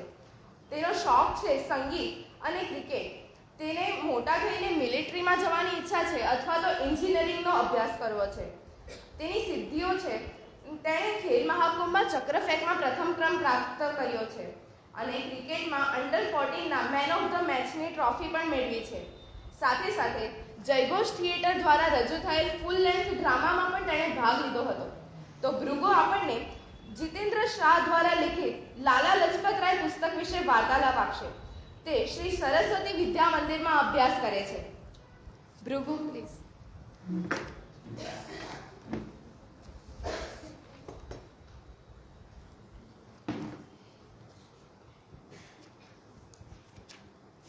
નમસ્કાર. હું તમને મારે પુસ્તક વિશે તો પહેલાં કહીશ જ, પણ એના પહેલાં હું તમને એક વાર્તા કહેવા ઈચ્છું છું. એક બાળક જેનું નામ રાધાકિશન, તેના પિતા તે જ્યારે નાનો હતો ત્યારે જ તેને એનું વતન લાહોરથી બીજા ગામ લઈ આવ્યા હતા અને ત્યારે આપણા પહેલાંના આશ્રમો અને વિદ્યાપીઠો એ બધાનો નાશ થઈ ગયો હતો, કારણ કે ત્યારે અંગ્રેજોનું શાસન ચાલતું હતું અને ત્યારે ફક્ત એક જ વિદ્યાલય હતી જેનું નામ મદ્રેસા. તે સમયમાં મદ્રેસામાં પણ પ્રધાનાચાર્ય તથા શિક્ષકો બધા મુસલમાન જ હતા અને નાનપણથી જ રાધાકિશનના પિતાએ રાધાકિશનને મદ્રેસામાં જ ભણવા મૂકવો પડ્યો હતો. મદ્રેસામાં તે જ્યારથી ભણતો હતો ત્યારથી તેની બુદ્ધિ પણ ખૂબ કુશાગ્ર અને ધારદાર હતી. તે જે પણ વાંચતો તે તેને એક વખત વાંચવામાં જ બધું યાદ રહી જતું હતું. ત્યાંના જે પ્રધાનાચાર્ય હતા તેઓએ તેને ઘણા વર્ષો સુધી જોયો હતો અને તેમને એવું લાગ્યું કે આ જો વિદ્યાર્થી મુસલમાન બની જાય તો તેમની મુસલમાન કોમનું નામ ખૂબ ઊંચું થઈ શકે છે. તેથી તેમણે તેને સર સૈયદ અહેમદના પુસ્તકો વાંચવા માટે કહ્યું અને જ્યારથી તેણે પુસ્તકો વાંચવાનું શરૂ કર્યું ત્યારથી તેને મુસલમાન ધર્મ ખૂબ જ ગમવા લાગ્યો. એણે સર સૈયદ અહેમદના ઘણા બધા પુસ્તકો વાંચ્યા અને તેમના જીવનચરિત્રો પણ વાંચ્યા અને આ જીવનચરિત્રોમાંથી તેને ઘણી બધી પ્રેરણા પણ મળી અને તે ધીરે ધીરે મુસલમાનના રંગે રંગાતા ગયા. થોડા વર્ષો બાદ તેઓ મોટા થયા બાદ તેમના લગ્ન તેમના પિતાએ ગુલાબદેવી સાથે કરાવ્યા અને તેમના લગ્ન બાદ તેઓ ઘરની અંદર માંસ મચ્છી લાવતા અને તેમના ઘરમાં માંસ મચ્છી લાવવા માટે પહેલાંથી જ મનાઈ હતી, છતાં તેઓ મુસલમાન ધર્મ સ્વીકારવા માટે તૈયાર હતા. તેઓ પોતાના બાળક લજપતને પણ મુસલમાન ધર્મ સ્વીકારવા માટે ખૂબ આગ્રહ કરતા અને તેની પાસે દરરોજ સાંજે નમાઝ પઢાવતા હતા. એક દિવસ તે સવારે કોઈને પણ કીધા વગર મુસલમાન ધર્મ સ્વીકારવા માટે મસ્જિદ નીકળી પડ્યા. ગુલાબદેવીને જેમ આ વાતની ખબર પડી તેમ તેઓ તેમની પાછળ દોડ્યા અને મસ્જિદના દાદરા ઉપર તેમના પગ પકડી લીધા અને તેમને ખૂબ વિનંતી કરી કે તમે મુસલમાન ધર્મ ન સ્વીકારો. પણ તેઓ મુસલમાન ધર્મે એવા રંગાયા હતા કે તેઓને મુસલમાન ધર્મ છોડવા માટે તૈયાર જ ન હતા. લજપત પણ તેની માતા સાથે આવ્યો હતો અને ત્યારે રાધાકિશને તેની ગુલાબદેવીને ત્યાંથી નીચે ધક્કો મારી દીધો. આ જોઈને લજપત રડવા લાગ્યો અને પત્ની રડે અથવા તેને વાગે તો પતિને એટલો બધો ગુસ્સો ન આવે અથવા તેને એટલું બધું ખોટું પણ ન લાગે, પણ કોઈ પણ બાળક રડે તે પોતાના પિતા કેવી રીતે જોઈ શકે? તેથી તે તરત નીચે ગયા અને લજપતને શાંત કર્યો અને ત્યારથી તેણે નક્કી કર્યું કે હું મુસલમાન ધર્મ ન સ્વીકારું. આ વાર્તા આ પુસ્તકની અંદર જ મને વાંચવા મળી હતી. તમને એવું લાગશે કે હું પુસ્તક વિશે કહેવા આવ્યો છું પણ હું બીજી વાર્તા કહું છું, પણ આ વાર્તા પણ આ પુસ્તકની અંદર જ મને વાંચવા મળી છે. મિત્રો, તમને પોતાના ઘરમાં કેદ કરી રાખે, તમને કશે બહાર રમવા ન જવા દે તો તમને કેવું લાગે? તમને એવું જ લાગે ને કે મને ઘરમાં ગુલામ બનાવી રાખ્યા છે. આવી જ ગુલામી 150 વર્ષ સુધી આપણા ભારતના બંધુઓએ સહન કરી છે અને અંગ્રેજોએ આપણને આવી રીતે ગુલામ બનાવી રાખ્યા હતા. તેઓ આપણી પાસે જે પણ કર લેતા તે આપણને આપવો પડતો અને જો ન આપીએ તો તેનો આપણને ઘણી બધી સજા મળી શકતી હતી. આવી પરિસ્થિતિમાં પણ ઘણા બધા શૂરવીરો આગળ આવ્યા અને તેઓએ આપણા ભારત દેશને આઝાદ કરવા માટે અનેક કાર્યો કર્યા, જેમ કે ભગતસિંહ, મદનલાલ ઢીંગરા, લાલા લજપતરાય, સુખદેવ, રાજગુરુ, ચંદ્રશેખર આઝાદ વગેરે. આમાંથી આપણે આપણા ભારતના એક રાજ્યને તો જાણીએ છીએ, પંજાબ રાજ્ય. આ પંજાબ રાજ્ય કોઈ ધાન્ય ઉગાડે છે, ફક્ત ધાન્ય જ નથી ઉગાડતું, તે પોતાના માટીમાંથી શૂરવીરોને પણ જન્મ આપે છે. એવા જ એક શૂરવીર જેને આખો ભારત દેશ તથા આખું વિશ્વ પંજાબ કેસરીના નામે ઓળખે છે, એવા હું આજે લાલા લજપતરાય વિશે બોલવા ઈચ્છું છું. લાલા લજપતરાયનો જન્મ 28 જાન્યુઆરી 1865ના રોજ તેમના વતન લુધિયાનામાં થયો હતો. તેમના પિતાનું નામ રાધાકિશન અને તેમની માતાનું નામ ગુલાબદેવી હતું. તેઓ નાના હતા ત્યારથી જ તેઓ ભણવામાં ખૂબ જ હોશિયાર. તેના પિતા સરકારી શાળાની અંદર શિક્ષક હતા. તેઓની બદલી દર વર્ષે થતી હતી, પરંતુ લજપતના શિક્ષણ ઉપર કોઈ અસર ન થતી હતી. તેઓ જે પણ વિદ્યાલયમાં જાય તેઓ દર વર્ષે પ્રથમ ક્રમે પાસ થતા હતા અને આખી વિદ્યાલયમાં તેઓ પ્રથમ આવતા હતા. જેમ તેઓ મોટા થયા તેમ તેમને મેટ્રિકની પરીક્ષા આપવાની ઈચ્છા થઈ અને તેઓએ મેટ્રિકની પરીક્ષા આપી અને તેઓ પ્રથમ ક્રમે પાસ થઈ ગયા. ત્યારબાદ તેમના પિતાને તેને વકીલ બનાવવાની ઈચ્છા થઈ, પરંતુ તેમના પૈસાની ખૂબ મૂંઝવણ હતી. થોડા જ દિવસોમાં લજપતે પણ વકીલ બનવા માટે બહાર ભણવા જવાની વાત કરી, પણ તેના પિતાએ તેને પૈસાની મૂંઝવણ બતાવી ત્યારે તેઓએ શિષ્યવૃત્તિમાંથી પૈસા કાઢી લેવા માટે કહ્યું. તેઓ વકીલાતની પરીક્ષા માટે હિસાર આવ્યા હતા અને હિસારમાં તેઓની કોલેજમાં તેમના 2 મિત્રો બન્યા, ગુરુદત્ત અને હંસરાજ. આ બંને કટ્ટર આર્ય સમાજી. આર્ય સમાજની અંદર ત્યારે ભારતને ઉજ્જવળ બનાવવા માટે અનેક કાર્યો થતા હતા. આ બંને તેના મિત્રોએ તેને લાલા લજપતરાયને આર્ય સમાજમાં લઈ ગયા અને ત્યાં તેની પાસે પ્રવચન પણ અપાવ્યું. ત્યાંના જે મુખ્ય હતા, જેમનું નામ સાંઈદાસ, તેમણે લજપતને જોયો અને તેમને એવું લાગ્યું કે આ બાળક જો આર્ય સમાજમાં આવે તો તે આપણા ભારત દેશ માટે ખૂબ જ ઉજ્જવળ બની શકે છે અને આપણા ભારત દેશને તે ઉજ્જવળ બનાવી શકશે. તેથી તેમણે એક દિવસ તેમને એક આમંત્રણ આપ્યું, જેમાં તેમને આર્ય સમાજ સ્વીકારવા માટેની વિનંતી હતી. તેઓને આર્ય સમાજની મૂંઝવણ જણાવી અને તેમણે આર્ય સમાજ સ્વીકાર્યો. આર્ય સમાજ તેમણે સ્વીકાર્યો. ત્યારબાદ તેમને લાલાજી નામનું બિરુદ મળ્યું. ત્યારથી તેઓને લાલા લજપતરાય તરીકે પણ ઓળખવામાં આવે છે. આર્ય સમાજની તેઓએ હિસારમાં પણ ઘણો પ્રચાર કર્યો અને ત્યાં તેઓએ એક આર્ય સમાજનું મંદિર સ્થાપ્યું. થોડા જ વર્ષોમાં તેમને કોંગ્રેસમાં જોડાવા માટે પણ એક આમંત્રણ આપવામાં આવ્યું અને તેઓને તેમને મૂંઝવણ જણાઈ અને કોંગ્રેસમાં પણ તેઓને જોડાવામાં આવ્યા. કોંગ્રેસના ત્યારબાદ અનેક અધિવેશન થયા જેમાં તેઓએ ભાગ લીધો હતો અને તે અધિવેશનમાં બાળ ગંગાધર તિલક અને બિપિનચંદ્ર પાલ જેવા તેઓના મિત્રો બન્યા. જ્યારથી લાલ બાલ પાલની ત્રિપુટી આપણે ઘણી જગ્યાએ સાંભળી હશે અને ત્યારથી તેઓ 3 જણા મિત્રો બન્યા હતા. એક વખત તેઓ પ્રવાસ માટે વિદેશ ગયા. ત્યાં તેઓએ ભાષણ પણ આપ્યું, પરંતુ ત્યારબાદ પરત ફર્યા બાદ તેઓએ જોયું તો બંગાળના 2 ભાગલા પડી ગયા હતા. ત્યારે મુસલમાન અને હિન્દુ આ 2 વચ્ચે ઝઘડા કરાવીને અંગ્રેજો અહીં શાસન કરવા ઈચ્છતા હતા, પરંતુ લાલા લજપતરાયે હિન્દુ અને મુસલમાનોને એક કર્યા અને અંગ્રેજોને અહીંથી શાસન કરવાથી રોક્યા હતા. ત્યારના 2 થી 3 વર્ષ બાદ તેઓ ઇંગ્લેન્ડના પ્રવાસ માટે નીકળ્યા. ત્યાં તેઓએ અંગ્રેજો દ્વારા કરવામાં આવતા અનેક આક્રમણો તથા અત્યાચારોને જોયા અને તેઓએ પોતાના છાપાની અંદર આ વાત છાપી અને આ જોઈને ત્યાંના અંગ્રેજ સરકારે તેઓને જેલમાં પૂરી દીધા. જેલમાં તેઓને એક બંધ રૂમમાં રાખવામાં આવ્યા, જેથી તેમને અનેક બીમારીઓ થઈ અને ડૉક્ટરે કહ્યું કે તેમને ક્ષય રોગ લાગુ પડ્યો છે. તેથી તેઓને ત્યાંથી તરત છોડવામાં આવ્યા હતા. ત્યારબાદ થોડા દિવસોમાં તેઓ સારા થઈ ગયા અને ત્યારે ભારતમાં આવવા માટે બંધી હતી, પણ તેઓને એવું લાગ્યું કે તેઓ જો જાપાનમાં જશે તો ત્યાંથી તેઓ ભારતમાં આવી શકશે. તેઓ જાપાન ગયા, પરંતુ ત્યાંથી તેઓ ભારત આવવા માટે નિષ્ફળ બન્યા.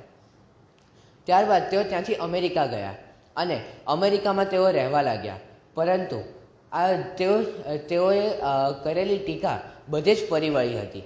તેથી તેઓને કશે પણ રહેવું અઘરું થઈ ગયું હતું અને તેઓ જ્યારે ભારતથી વિદેશ જવા માટે નીકળ્યા હતા ત્યારે તેઓ ફક્ત 6 મહિના માટે ચાલે તેટલા જ પૈસા લઈને નીકળ્યા હતા. તેઓને ધીરે ધીરે પૈસાની પણ તંગી થવા લાગી. ત્યારબાદ બિપિનચંદ્ર પાલ અને બાળ ગંગાધર તિલકે તેમની જરૂરિયાત કરતાં વધુ પૈસા અહીંથી વિદેશ મોકલ્યા. ત્યારના તે વર્ષના બીજા જ વર્ષે તેઓ મુંબઈ બંદરે પરત ફર્યા, પરંતુ ત્યાં સુધી તેમના માટે 2 અગત્યની ઘટના બની હતી અને જેનાથી તેઓને ઘણું દુઃખ થયું હતું. એક તો ત્યારે જલિયાવાલા બાગમાં કાંડ થયો હતો, જેમાં આપણા અનેક હિન્દુઓને મારી નાખવામાં આવ્યા હતા અને બીજું દુઃખ એ થયું હતું કે તેમના પિતાનું અવસાન થયું હતું. આ દુઃખ તેઓ સહન ન કરી શક્યા, પરંતુ તેઓએ ભારતમાં આવીને પણ જનજાગૃતિ માટે અનેક કાર્યો કર્યા, પરંતુ ત્યારે પણ અહીં અંગ્રેજોનું શાસન ચાલતું હતું. તેથી અંગ્રેજોએ તેમને પરત જેલમાં પૂર્યા કે તેઓ ભારતમાં અંગ્રેજી શાસન વિશે કંઈ કહી ન શકે અને અંગ્રેજો અહીં શાસન કરી શકે. પરંતુ અને તે સમય દરમિયાન અહીં અસહકાર આંદોલન ગાંધીજી દ્વારા ચાલતું હતું અને ત્યારે આપણા અનેક શૂરવીરોએ ઉશ્કેરાઈને અહીંના 22 પોલીસોને જીવતા બાળી નાખ્યા હતા. અને તે વાત જોઈને ગાંધીજીએ તેમનું અસહકાર આંદોલન પરત લઈ લીધું હતું. આ વાત તેમને જેલમાં લાલા લજપતરાયને આ વાત જેલમાં ખબર પડી અને તેઓએ ગાંધીજીને એક પત્ર લખ્યો જેમાં તેમણે તેમને અનેક વાતો લખી હતી અને જેમાં તેઓએ તેમના વિશે ખરાબ ટીકા પણ કરી હતી. ત્યારબાદ 30 ઓક્ટોબર 1928ના રોજ સાયમન કમિશન ભારત આવ્યું હતું અને આ સાયમન કમિશનની અંદર તેમનો મુખ્ય હતો જેનું નામ સોન્ડર્સ હતું. અને આ સાયમન કમિશન જ્યારે અહીં આવ્યું હતું ત્યારે તેઓ રેલવે સ્ટેશન પર આપણા દરેક શૂરવીરો ત્યાં ઊભા હતા, જેના ભગતસિંહ, ચંદ્રશેખર આઝાદ, લાલા લજપતરાય આ બધા ત્યાં જ હતા. અને ત્યારે તેઓએ 2 થી 3 કલાક સુધી સાયમન ગો બેકના નારા લગાડ્યા હતા. અને આ નારાથી ઉશ્કેરાઈને અંગ્રેજ સરકારે આપણા ભારતીય શૂરવીરો ઉપર લાઠીચાર્જ કર્યો હતો. અને તેમાં ભગતસિંહ અને ચંદ્રશેખર આઝાદે આપણા લાલા લજપતરાયને ઘેરીને તેમને લાઠીચાર્જથી બચાવ્યા, પરંતુ સોન્ડર્સે તેમને મારીને લાલા લજપતરાય ઉપર પણ લાઠીચાર્જ કર્યો. તેઓને ઘણી ઈજા થઈ. તેઓને તરત જ હોસ્પિટલમાં દાખલ કરવામાં આવ્યા અને તેઓ હોસ્પિટલમાં પણ તેઓને આરામ ન હતો. તેઓ આવી જ વાત કર્યા કરતા કે મારે ભારત દેશને આઝાદ કરવો છે.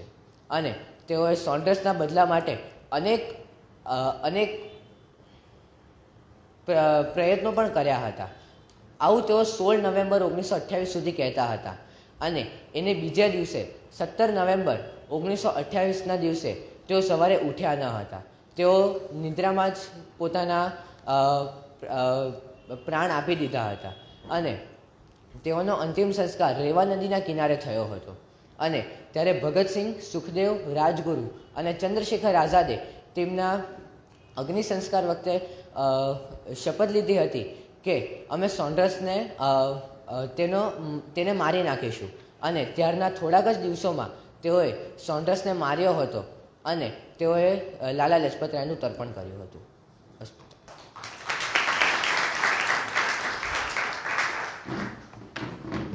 ભૃગુએ શરૂઆત વાર્તાથી કરી અને કંઈક નવું પણ અલગ અને ખૂબ સરસ રજૂઆત કરી. અને ભૃગુએ જેમ આપણને કહ્યું કે લાલા લજપતરાય પ્રથમ ક્રમ પ્રાપ્ત કરતા અને ભણવામાં ખૂબ જ હોશિયાર હતા, તો તે તો કંઈ વકીલાતનું આગળ કરીને પોતાના પરિવાર માટે કંઈ સારું કામ કરી જ શકતા હતા. તેમને શું જરૂર હતી દેશ માટે કંઈ કરવાની? તેઓ દેશ માટે સમર્પિત થઈ ગયા. પરંતુ આ તેમની દેશ પ્રત્યેની સારી ભાવના કહેવાય. તેઓ પોતાનું અભ્યાસમાં તો સારા રહ્યા જ, પણ સાથે સાથે તેમણે દેશ માટે અનેક સારા કાર્યો કર્યા. અંગ્રેજોને ભારતમાંથી હાંકલવા માટે તેમણે કેટલાય પ્રયત્નો કર્યા અને તેઓ શહીદ પણ થઈ ગયા અંગ્રેજોને ભારતમાંથી હાંકલવા માટે. તો આપણા આવા ક્રાંતિકારીઓના પુસ્તકમાંથી દેશભક્તિની આવી જ વાર્તાઓ આપણે સમજીએ છીએ. અને આપણને પણ થોડુંક દેશભક્તિનો થાય ને કે આપણે પણ દેશ માટે કંઈ કરવું જોઈએ. તો આવા જો આપણે ક્રાંતિકારીઓના પુસ્તકો વાંચીએ તો જ આપણને ખબર પડે ને કે અંગ્રેજો જ્યારે ભારતમાં હતા ત્યારે તેમણે આપણા ભારતવાસીઓ પર કેટલા જુલ્મો કર્યા છે. મને આ વાત પર એક વાક્ય યાદ આવે છે કે વાંચવું ખૂબ જ જરૂરી છે. આ વાત કહું છું ત્યારે મને એટલું યાદ આવે છે કે મરાઠીમાં એવું કહેવાય છે કે વાંચે તો વાંચે, એટલે કે જે વાંચશે તે બચશે. તો આપણે વાંચવું જોઈએ તો જ આપણને ભવિષ્યમાં પણ કામ આવશે અને ભૂતકાળમાં શું બની ગયું તેની આપણને ખબર પડશે. નહીં તો હમણાં મોબાઈલમાં તો આપણને કંઈ ખબર નથી પડતી ને. આપણને ભૂતકાળ આપણે જાણીએ તો જ આપણે ભવિષ્યમાં કંઈ સારું કરી શકીએ ને. તો આપણે પુસ્તકો વાંચતા રહીશું. અને આજના 4 વક્તાઓએ આપણને ખૂબ સરસ વાર્તાલાપ રજૂ કર્યો અને આપણને બધાને જ ખૂબ સરસ જાણવા મળ્યું હશે અને તમે બધાએ ખૂબ સારી રીતે સાંભળ્યું. તે માટે આપ સૌનો આભાર.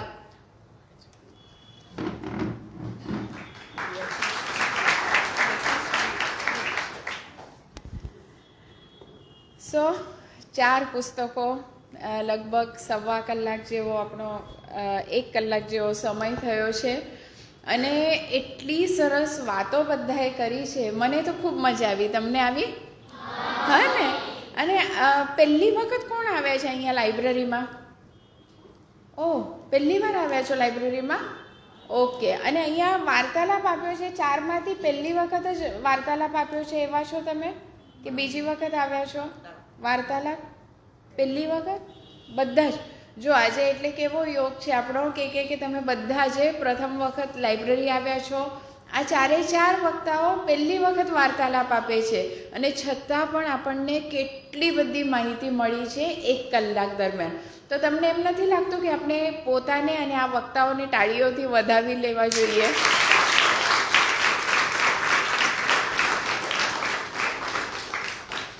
આજના આપણા 4 જે પુસ્તકો હતા એમાં એક તો વિષય વૈવિધ્ય હતું, માહિતીપૂર્ણ હતા.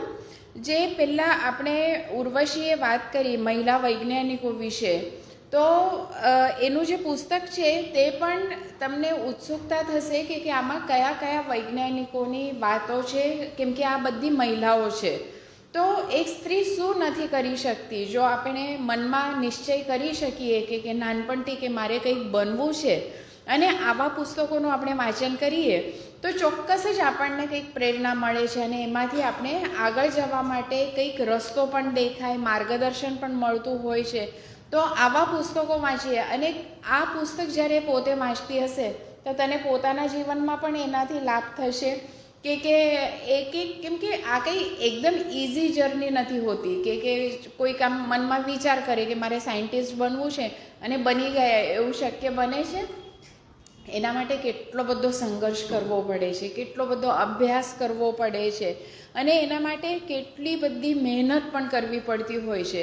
તો આવા બધા ગુણોની જ્યારે ચર્ચા આવા વાર્તાલાપ થકી કે પુસ્તકો વાંચતી વખતે થાય તો ચોક્કસ આપણને પણ એમ થાય છે કે આપણો તો કેટલો બધો સમય અમુક વસ્તુઓમાં ન કરવું જોઈએ એમાં આપણે વેડફી કાઢતા હોઈએ છીએ. તો એના બદલે આપણે આવા પુસ્તકો વાંચીએ અને એમાંથી આપણને જાણવા મળે કે કેમ મેડમ ક્યુરીને 2 નોબેલ પ્રાઇઝ મળ્યા હશે. વિચાર કરો તમે, કેટલું બધું સંશોધન અને આટલું બધું 2 નોબેલ પ્રાઇઝ મળ્યા પછી પણ એમની સાદગી કેટલી કે ખુરશી પર બેઠેલા હતા ત્યાર સુધી પહેલાં પત્રકારને ખબર પણ નહોતી કે આ જે વ્યક્તિ છે કે જેને આટલા પુરસ્કાર પ્રાપ્ત થયા છે અને આટલા મોટા સાયન્ટિસ્ટ છે. અને ઘરમાં જઈને એ વ્યવસ્થિત તૈયાર થઈને આવ્યા અને ફરીથી એ ખુરશી પર બેસે છે ત્યારે ખબર પડે કે આ તો એ જ વ્યક્તિ છે જેનો હું ઇન્ટરવ્યૂ લેવા માટે આવ્યો છું. એટલે જે મહાન વ્યક્તિઓ હોય છે ને એમનામાં સાદગી બહુ હોય છે. એટલે આ એક ગુણ પણ આપણે એમનામાંથી શીખી શકતા હોય છે. આજે સવારે જ મને એક વાર્તા વાંચવામાં આવી, મને ખૂબ ગમી એટલે એમ થયું કે ચાલો આજે તમને કહું. આવા બોસ ન હોઈ શકે વાર્તાનું ટાઇટલ છે અને વાત કોની હતી? સાયન્ટિસ્ટની છે, એટલા માટે કહું છું એપીજે અબ્દુલ કલામની. એપીજે અબ્દુલ કલામ જ્યારે એમની ઓફિસમાં કામ કરતા હતા ત્યારે એમનો એક જુનિયર સાયન્ટિસ્ટ એમની પાસે આવીને રિક્વેસ્ટ કરે છે કે સર આજે મને જરાક વહેલી ઘરે જવા માટેની રજા આપશો? તો અબ્દુલ કલામ એમ પૂછે કે ફાઇન, કંઈ વાંધો નથી, પણ શું કામ છે? તો કે મારા છોકરાઓ નાના છે અને ગામમાં એક સર્કસ આવ્યું છે અને કેટલા દિવસથી એ લોકો મને કહે છે કે અમને જોવા માટે લઈ જાઓ, પણ મારા માટે સમય જ નથી રહેતો કેમ કે અહીંયાથી ઘરે જતી વખતે મને રાત પડી જાય છે અને સર્કસનો છેલ્લો શો પણ પૂરો થઈ જતો હોય છે અને આજે છેલ્લો દિવસ છે સર્કસનો કેમ કે આવતીકાલે એ બીજા ગામમાં જતી રહેવાની છે. તો આજે તમે મને પરમિશન આપો તો હું ચોક્કસ મારા બાળકોને લઈને સર્કસ જોવા માટે જઈશ. અબ્દુલ કલામે એને હસતા હસતા હા પાડી કે ચોક્કસ તું જતો રહેજે વહેલો. પછી 4:30 વાગ્યા અને અબ્દુલ કલામે જોયું તો પહેલાં જે જુનિયર સાયન્ટિસ્ટ હતા ને એ એટલા બધા એમના કામમાં તલ્લીન થઈ ગયા હતા અને એમને સમયનું ભાન જ નહોતું રહ્યું. એટલે એમના કામમાં ડિસ્ટર્બ કરવા કરતાં અબ્દુલ કલામે શું કર્યું, એના ઘરનું એડ્રેસ લીધું, ગાડી લઈને ત્યાં ગયા અને એના બાળકોને ગાડીમાં મૂકીને એ સર્કસ જોવા માટે ગયા. અને 7:30-8 વાગ્યા અને આ સાયન્ટિસ્ટનું એકદમ ઘડિયાળમાં નજર ગઈ કે અરે 7:30 થઈ ગયા અને આજે તમે છોકરાઓને પ્રોમિસ કર્યું હતું ને છેલ્લો શો પણ જતો રહ્યો. એટલે દોડતો દોડતો ઘરે ગયો તો એની વાઈફ શાંતિથી બેઠેલી હતી અને હસતી હતી. તો આને પૂછ્યું કે કેમ આટલી ઘરમાં શાંતતા છે? એને એમ હતું કે બાળકો ખીજવાઈ જશે, વાઈફ પણ એને વળશે કે આટલું બધું કહ્યું હતું તમને, છેલ્લો દિવસ છે છતાં પણ તમે નહીં આવ્યા. તો પછી પેલી વાઈફે કીધું કે તમારા બોસ કેટલા સારા છે નહીં? તો આને નવાઈ લાગી કે આ શાના માટે વાત કરે છે. તો કે તમને આજે અનુકૂળ નહોતું, તમે કામમાં બિઝી હતા, તો તમારા બોસ ઘરે આવ્યા ને આપણા બાળકોને સર્કસ જોવા માટે લઈ ગયા છે, અને એટલે હું અહીંયા શાંતિથી બેઠી છું. અને થોડી વાર પછી અબ્દુલ કલામ એમના બાળકોને લઈને આવે છે, અને બાળકો પણ બહુ ખુશ છે. અને પછી આ સાયન્ટિસ્ટના આંખમાં પાણી આવી જાય છે કે સર, જે કામ માટે હું આટલો બધો ડેડિકેટેડ હતો એ આપ સમજી શક્યા, અને એટલા માટે તમે મને મારી ફેમિલીને સાચવી લીધી, એટલા માટે મને વધારે કામ કરવાનો ઉત્સાહ આવે છે. તો આવા આપણા સાયન્ટિસ્ટ હોય છે, અને આવા બોસ હોઈ શકે છે કે જે લીડરશિપની ક્વોલિટીઝ શું હોઈ શકે છે એનું એક ઉદાહરણ આપણને પૂરતું પાડતા હોય છે. તો આજે સવારે જ મારા વાંચવામાં આ વાર્તા આવી, તો મને એમ થયું કે આપણે આનો ઉલ્લેખ કરીએ. પછી જુનેદી જે પ્રદૂષણ, મહાન દૂષણની વાત કરી. આજે તમે જોશો કે આપણે શુદ્ધ હવા નથી લઈ શકતા. કારણ ખબર છે તમને? કેમ કે પ્રદૂષણ ખૂબ વધી ગયું છે, અને કેટલી જાતનું પ્રદૂષણ હોઈ શકે છે. અને કદાચ એ પુસ્તકમાં ઇતર પણ વિકર્ણોને એનો પણ ઉલ્લેખ છે, બરાબર છે? એટલે ફક્ત હવા, જળ કે પાણીથી જ પ્રદૂષણ નથી થતું, પણ વિકર્ણોથી પણ, રેડિયો એક્ટિવ એનાથી પણ પ્રદૂષણ થાય છે. અને એના માટે કારણ કોણ છે, જવાબદાર કોણ છે, એનો વિચાર કર્યો છે તમે લોકોએ કોઈ દિવસ? આપણે કઈ રીતે, આપણે કેવી રીતે જવાબદાર? બરાબર છે બેટા તારો જવાબ. કેવી રીતે આપણે શું કરીએ છીએ પોલ્યુશનને?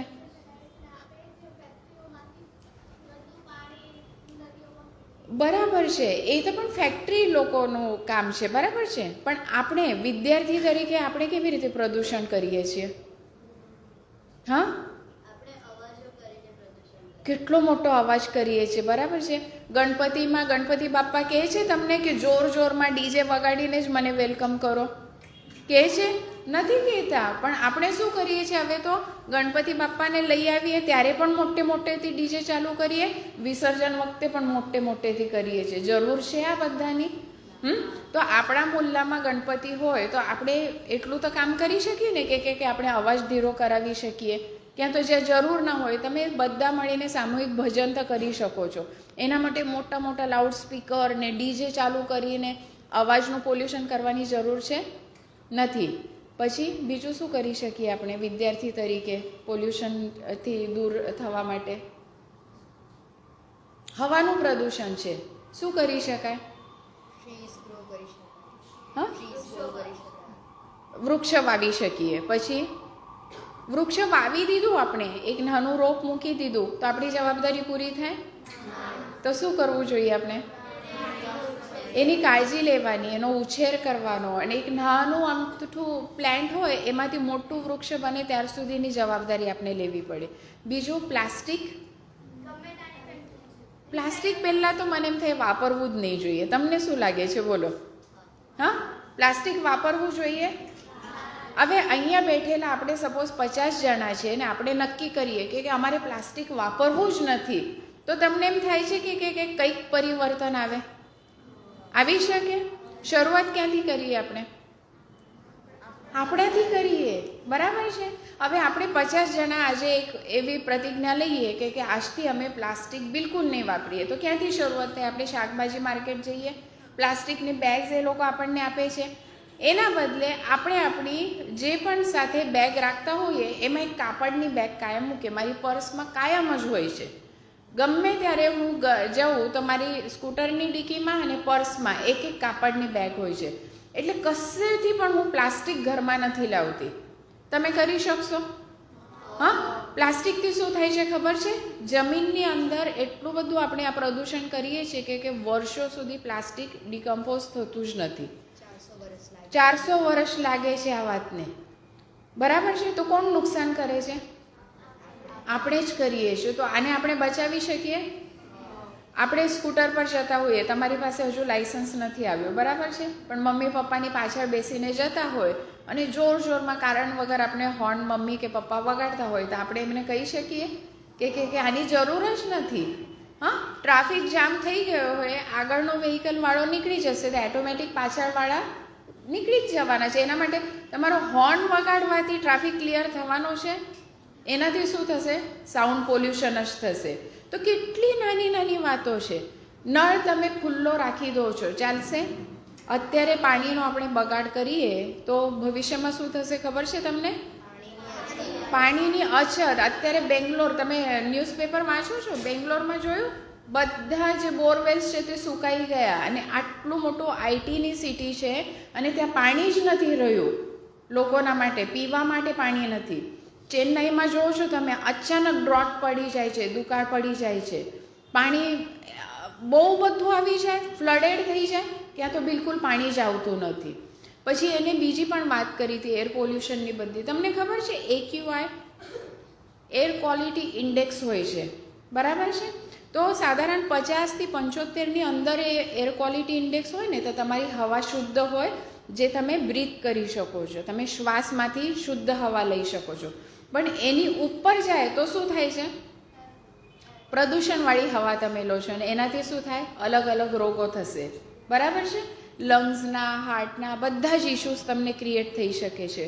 તો આ બધી નાની નાની વાતો, આપણે મોટા લોકોને જે કરવું હોય તે કરશે, આપણે શું કરવું છે ને એટલું વિચારવાનું. તો આજે તમે નક્કી કરશો, હા? શું પહેલી વાત શું? પ્લાસ્ટિક આપણે નહીં વાપરીએ. હા, આજે અહીંયા બેઠેલા 50-75 જેટલા પણ લોકો હોય ને, આપણે નક્કી કરીએ કે અમે પ્લાસ્ટિક બિલકુલ નથી વાપરવાના. પણ સાથે પછી તમે પહેલાં પેકેટ્સમાંનું ફૂડ ખાઓ છો, પેલું 10-10 રૂપિયાવાળું, કેમ હસવું આવે છે બધાને? હા, તો એ તો પ્લાસ્ટિકમાં જ આવે છે, એ ચાલશે? નહીં ચાલે ને. તો પછી આપણે પ્લાસ્ટિક વાપરવું જ નહીં હોય તો એ ફૂડ ખાવાનું પણ આપણે બંધ કરવું પડે. ચાલશે? હા, અને એ હેલ્ધી ફૂડ ખરું? તમે સાચી વાત કહો, એમાંથી કંઈ મળે તમને?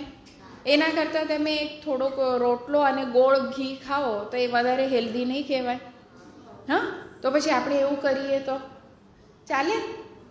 બસ, તો પછી આવી નાની નાની વાતોથી આપણે કેટલું મોટું પરિવર્તન લાવી શકીએ. તો બીજું આપણે જે હતું પ્રદૂષણની વાત, ત્યાર પછી સયાજીરાવ ગાયકવાડ વિશે જે વાતો થઈ, મને તો ખૂબ ગમ્યું. એક તો એમના બાળપણથી જે બધી શરૂઆત થઈ હતી, અને કેવા રાજા હતા, કેવા દ્રષ્ટા હતા, કે દરેક નાના નાના ગામડાઓમાં એમને બળદગાડી લઈને, ક્યાં તો પેલો અસલનો લોખંડનો પેટારો આવતો હતો, યાદ છે? તમે જોયું છે પિક્ચરમાં કે કસ્સામાં?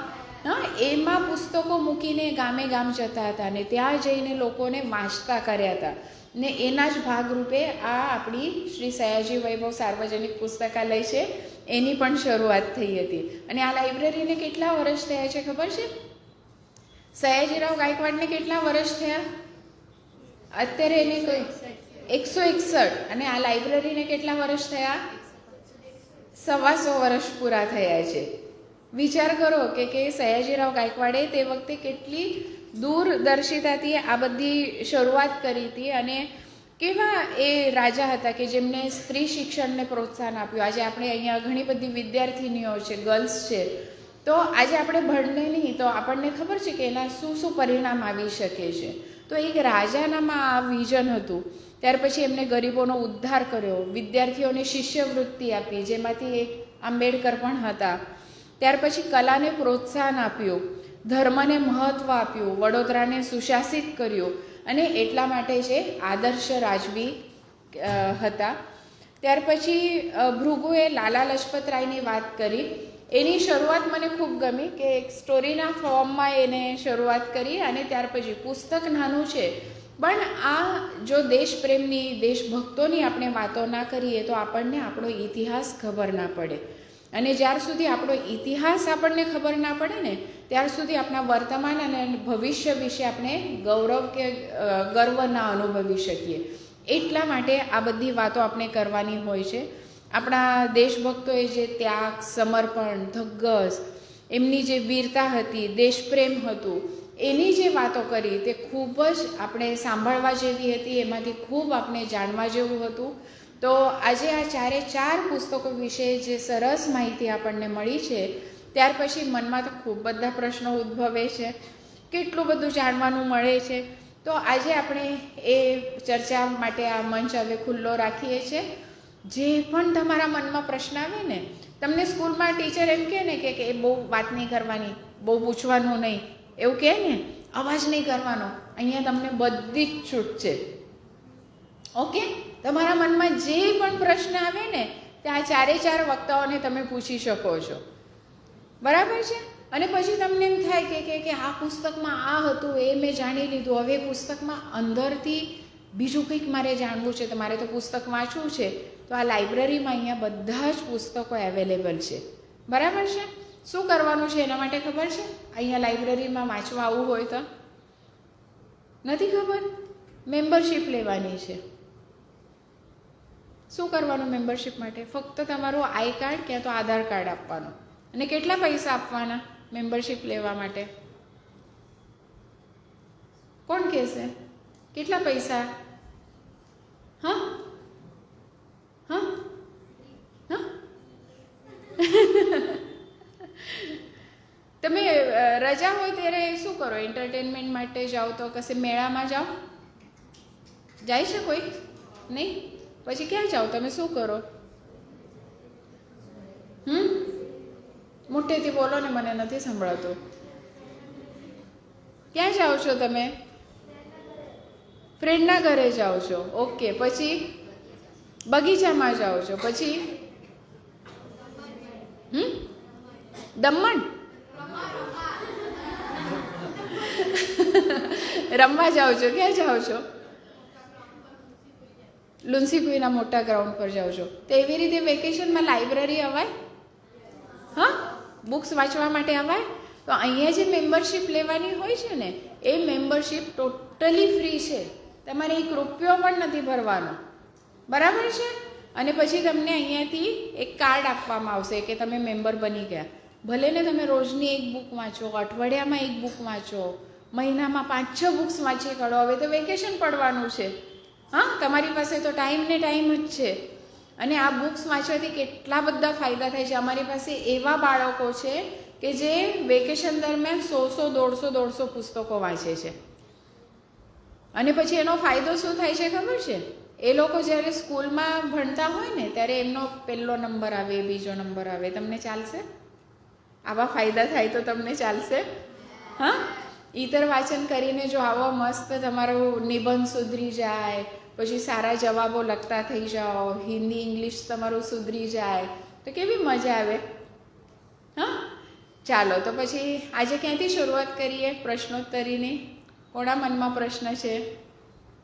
જો બરાબર સાંભળ્યું છે, મારું ધ્યાન હતું, બધા બહુ શાંતિથી ને વ્યવસ્થિત સાંભળતા હતા અને મનમાં પ્રશ્ન થતા હતા એવો પણ ખ્યાલ આવતો હતો.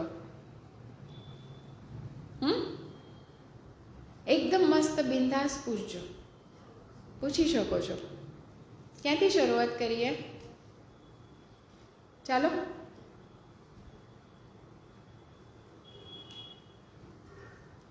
તારી પાછળ કોઈ નથી? હા, પ્રશ્ન પૂછવો છે. પ્રશ્ન ક્યારે થાય?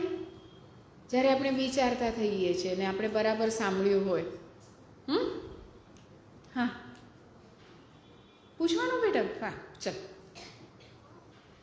આવી. હા હા, પૂછો.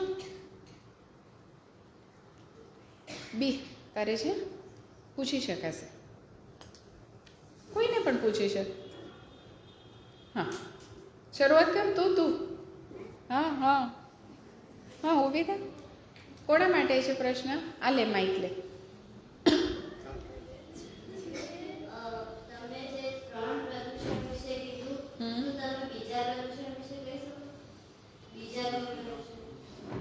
એક મિનિટ.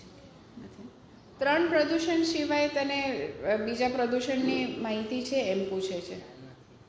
અચ્છા, એમાં છે ને, જો એનું આ પુસ્તક છે પ્રદૂષણ, એમાં 3 પ્રદૂષણની એને વાત કરી. અને ચોથું છે તે રેડિયો એક્ટિવ છે, કે જે બધા અત્યારે સાયન્ટિસ્ટ બહુ શોધ કરે છે. અને જે વિકર્ણોને એની જે બધી અસર, તમને ખબર છે 1945માં નાગાસાકી અને હિરોશીમા પર બોમ્બ વર્ષા થઈ હતી, હા, જાપાનમાં. તો શું થયું હતું? એટમ બોમ્બ ફેંક્યા હતા અને એનાથી શું અસર થઈ હતી? હા, તમને ખબર છે? બધાને ખબર છે. અને શું થયું કે પછી કેટલી બધી પેઢીઓ કેવી આવી જે જન્મી, તે બધામાં કંઈક ના કંઈક ખોડખા પણ હતું, બરાબર છે. તો આ પણ એક પ્રદૂષણ જ છે બેટા, બરાબર છે. એટલે પ્રદૂષણના ઘણા બધા પ્રકાર છે. અને એમાં ખરેખર અત્યારે કામ કરવાની ખૂબ જરૂર છે. અને તમારા જેવા બાળકો જો આમાંથી શીખે અને એ પોતાના જીવનમાં ઇમ્પ્લિમેન્ટ કરે તો પ્રદૂષણને બચાવવા માટે આપણે પૂરતા પ્રયત્નો કરી શકીશું અને પૃથ્વીને બચાવવાના પણ પ્રયત્ન કરી શકીશું. એટલે તારો પ્રશ્ન ખૂબ જ સરસ હતો, યોગ્ય હતો અને આવા પ્રશ્ન થવા જ જોઈએ. બરાબર છે? Okay, fine. નેક્સ્ટ. ચાલો,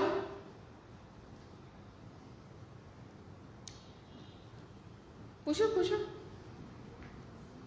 ચાલો, હા, તને બેટા પૂછ. હા, પૂછી શકે. હા, ઊભા થશો એટલે પ્રશ્ન આવશે. ચાલો.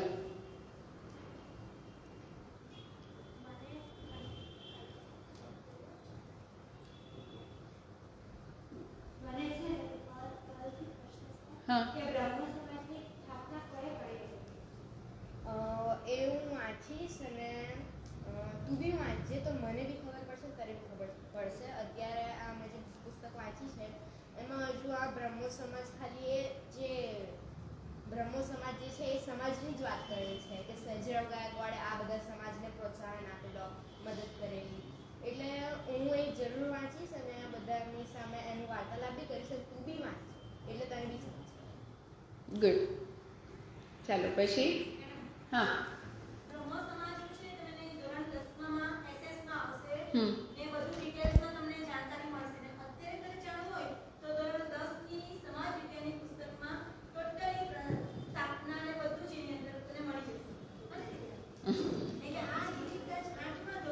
હા, એટલે આના પછી આવશે.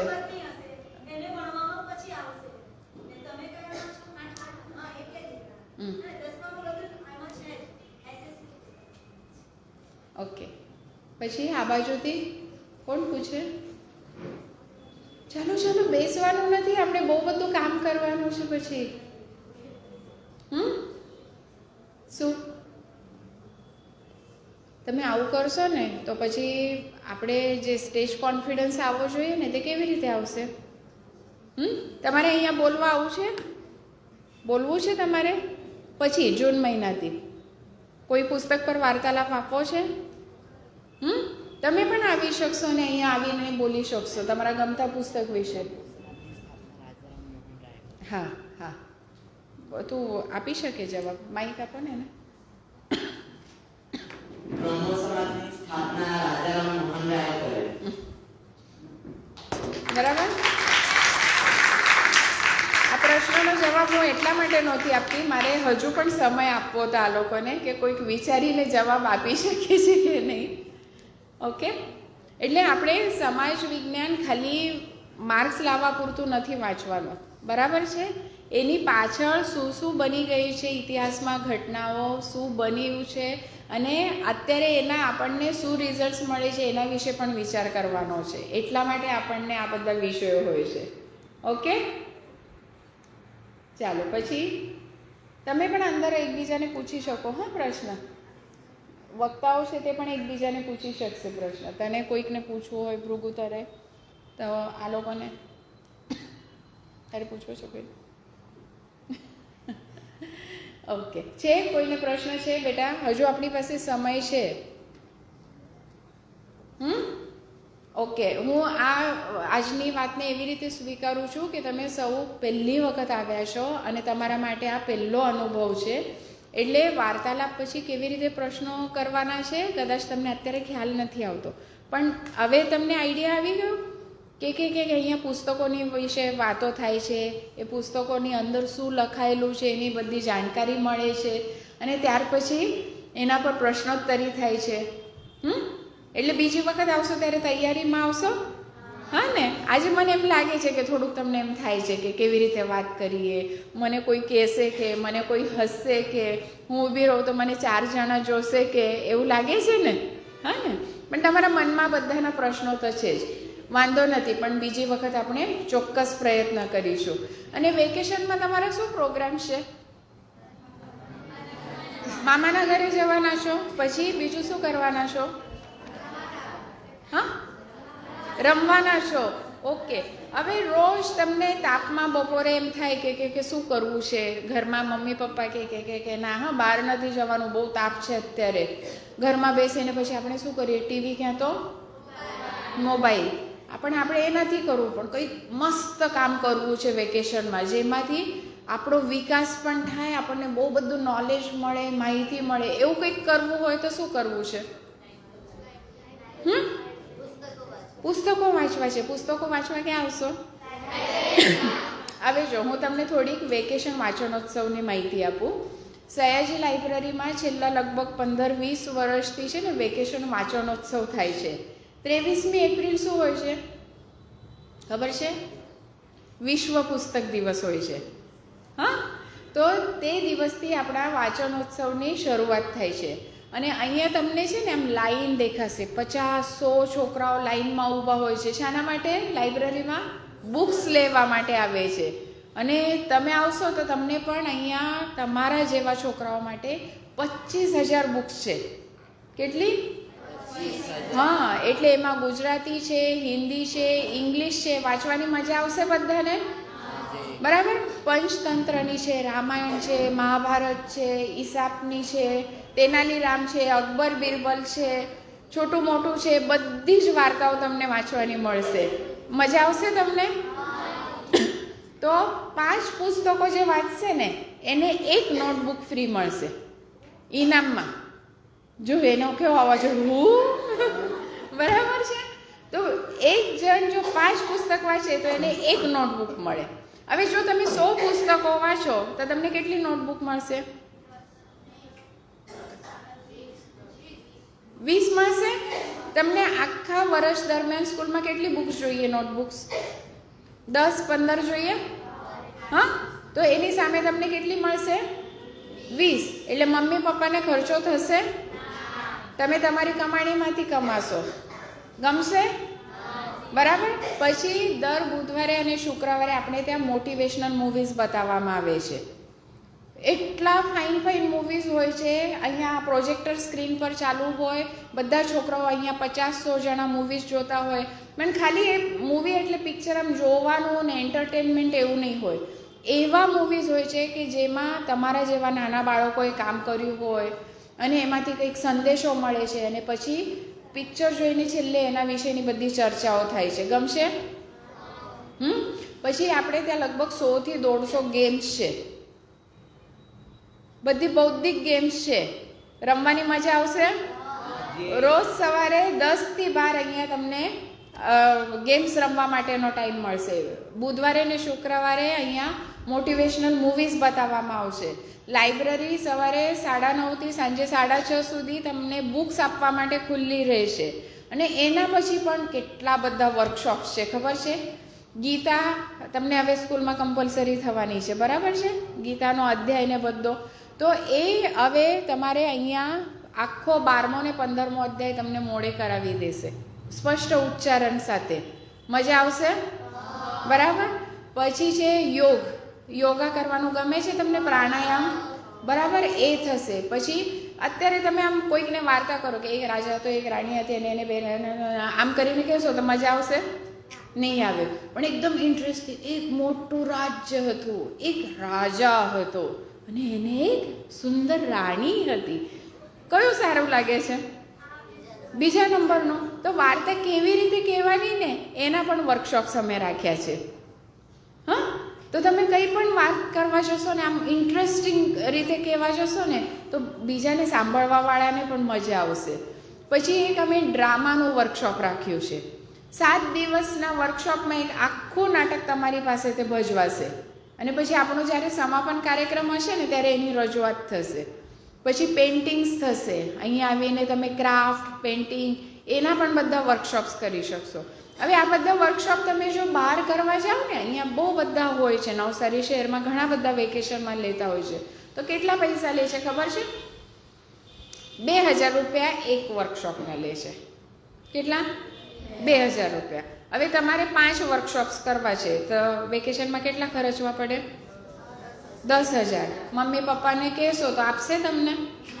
નહીં આપે. કેમ નહીં આપે? આટલા બધા ખર્ચા એની પાછળ એમ જ કહેશે ને. પણ અહીંયા લાઇબ્રેરીમાં તમને ટોટલી ફ્રી છે. ફક્ત તમારા સર્વાંગી વિકાસ માટે, તમને મજા આવે, તમે કંઈક નવું જાણો, શીખો, અને સાથે તો વાંચવાનું તો ખરું જ. રોજ આવીને બુક્સ તો વાંચવાની જ. કેટલી બધી મજા આવશે. તો કોણ કોણ આવવાનું વેકેશનમાં બોલો? બધા આવવાના? બહુ જ મજા આવવાની છે. હા, જે ગમે તે વર્કશોપમાં તમારા નામ નોંધાવજો, રજિસ્ટ્રેશન કરાવજો. તમારા બધાના ચહેરા પર જે બધું આમ ઉલ્લાસ ને ઉત્સાહ દેખાય છે ને, મને પણ એમ થાય છે કે આ વખતે બહુ મજા આવવાની છે.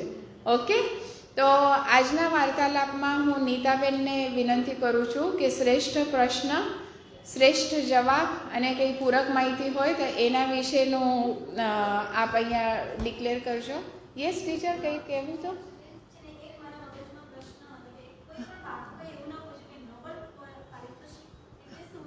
હા,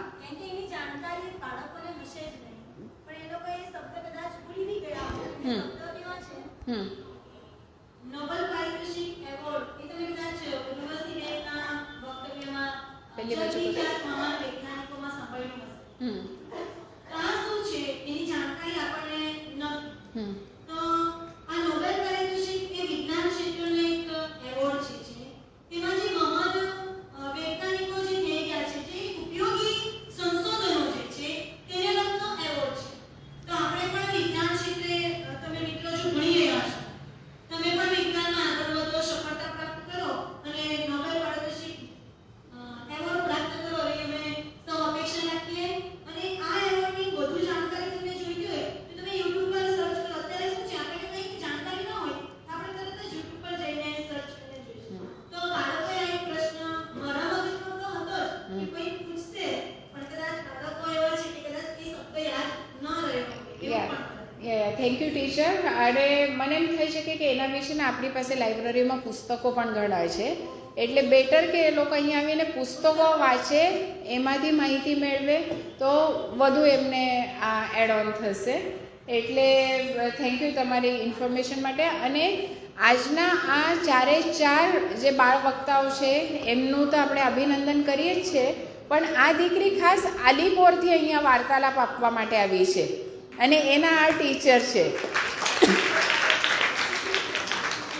એટલે તમે વિચારી જો કે ધગસ કેવી હોય છે કે આપણે તો સ્કૂલમાંથી અહીંયા આવ્યા છે, પણ આ દીકરી તો છેક આલીપોર, અહીંયાથી 30 કિલોમીટર દૂર ગામ છે, ત્યાંથી સ્પેશિયલ વાર્તાલાપ આપવા માટે આવી કે સયાજી લાઇબ્રેરીમાં આવો વાર્તાલાપ ચાલે છે અને એમાં મારે જવું છે અને તૈયારી કરીને આવી છે. હું નીતાબેનને વિનંતી કરું છું, આપ અહીંયા આવો, અહીંયા આવો આગળ.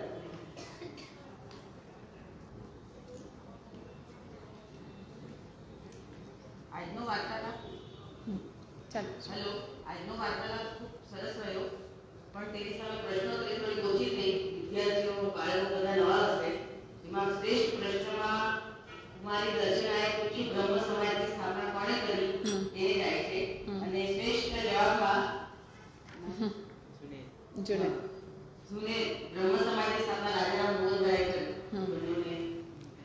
ખૂબ ખૂબ અભિનંદન. અને તમારા નામ પછી નોંધાવી દેજો. અને આજે ભૃગુના દાદી અહીંયા હાજર છે, તો એમના હસ્તે આપણે આજના બાળ વક્તાઓનું સન્માન કરીશું. પ્લીઝ આપ આવજો. યશસ્વી આજે ખૂબ જ સરસ સંચાલન કર્યું, એટલે એ પણ આજે તાળીઓની હકદાર છે.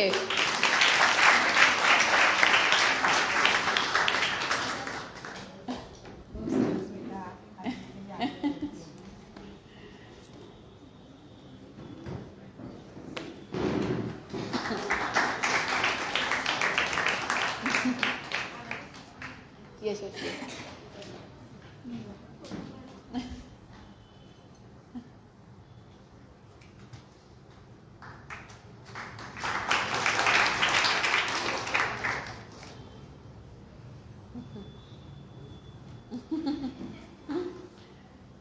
આપણા ઘરમાં દાદી નાની હોય તો આપણને કેટલું પ્રોત્સાહન આપે ને, એમના આશીર્વાદ ખૂબ મહત્વના હોય છે.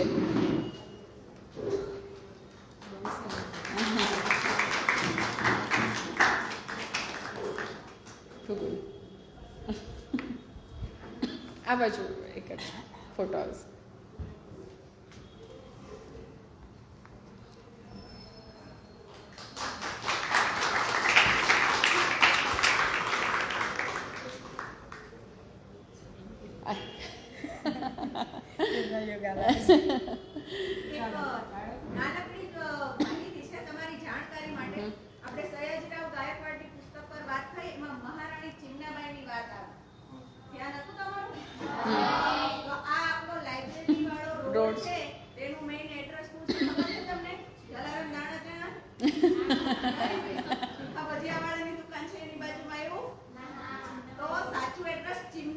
રોડ છે એટલે જ્યારે પણ હવે તમે લાઇબ્રેરીનું એડ્રેસ કોઈને કહો ને તો ચિમનાબાઈ રોડ કે રાણી ચિમનાબાઈ રોડ છે. હા, ખૂબ સરસ પ્રીતિબેન. અને આવી નાની નાની વાતો તમને કોઈ કહેશે નહીં, ત્યાં તો તમને ધ્યાન પણ ના રહે, પણ આવી વાતો પણ જાણવા જેવી હોય છે. અને બીજું કે અત્યારે 16મી માર્ચ એટલે આવતો શનિવાર આ લાઇબ્રેરી માટે એક ખૂબ મોટો પ્રસંગ લઈને આ દિવસ આવવાનો છે. આપણા જે અધિષ્ઠાતા છે શ્રી મહાદેવભાઈ દેસાઈ, એમની સ્મૃતિમાં આપણે બાજુમાં એક સભાગૃહનું ઉદ્ઘાટન કરવાના છીએ અને એની બાજુમાં જ એક બાળ વિભાગનું પણ ઉદ્ઘાટન થશે. એટલે આ વાર્તાલાપ પૂરો થાય ને એટલે બાજુમાં એક નજર નાખજો, એ બાળ વિભાગ કેવો છે જોઈને જ તમને એમ થાય કે આપણે હજુ આનાથી પણ નાના થઈએ અને ખૂબ સરસ પુસ્તકો વાંચવા માટે લાઇબ્રેરીમાં આવતા રહીએ. તો ફરી એક વખત આજના 4 વક્તાઓનું, સંચાલક યશસ્વીનું અને તમે સૌ બાળકોનું હું અભિનંદન કરું છું. લાઇબ્રેરીમાં આવતા રહેજો, વાંચતા રહેજો, વેકેશનનો સદુપયોગ કરજો. કેમ કે આના પછીનો જે યુગ છે ને તે ફક્ત તમારું અભ્યાસીય જે બધા પુસ્તકો વાંચવાના છો એનાથી વિકાસ નથી થવાનો. એટલે તમારા માટે એક્સ્ટ્રા રીડિંગ કરવું ખૂબ જરૂરી છે અને એના માટે લાઇબ્રેરી કાયમ તમને પ્રોત્સાહન આપશે, અલગ અલગ પ્રોજેક્ટ્સ કરશે અને કેટલા બધા આપણા આવા પ્રોગ્રામ્સનું આયોજન પણ કરવામાં આવે છે, જેની માહિતી તમને અત્યારે મળી છે. તો હવે તમે લોકો પણ અહીંયા મેમ્બર બનો અને લાઇબ્રેરી સાથે ટચમાં રહેજો. વેકેશનમાં ચોક્કસ આવજો, આપણે બધા મળીને ખૂબ ખૂબ ખૂબ મજા કરીશું. અને તમારી જે પણ પરીક્ષા હવે શરૂ થવાની છે એના માટે તમને બધાને all the best. Thank you. હા, બોલો. બોલો.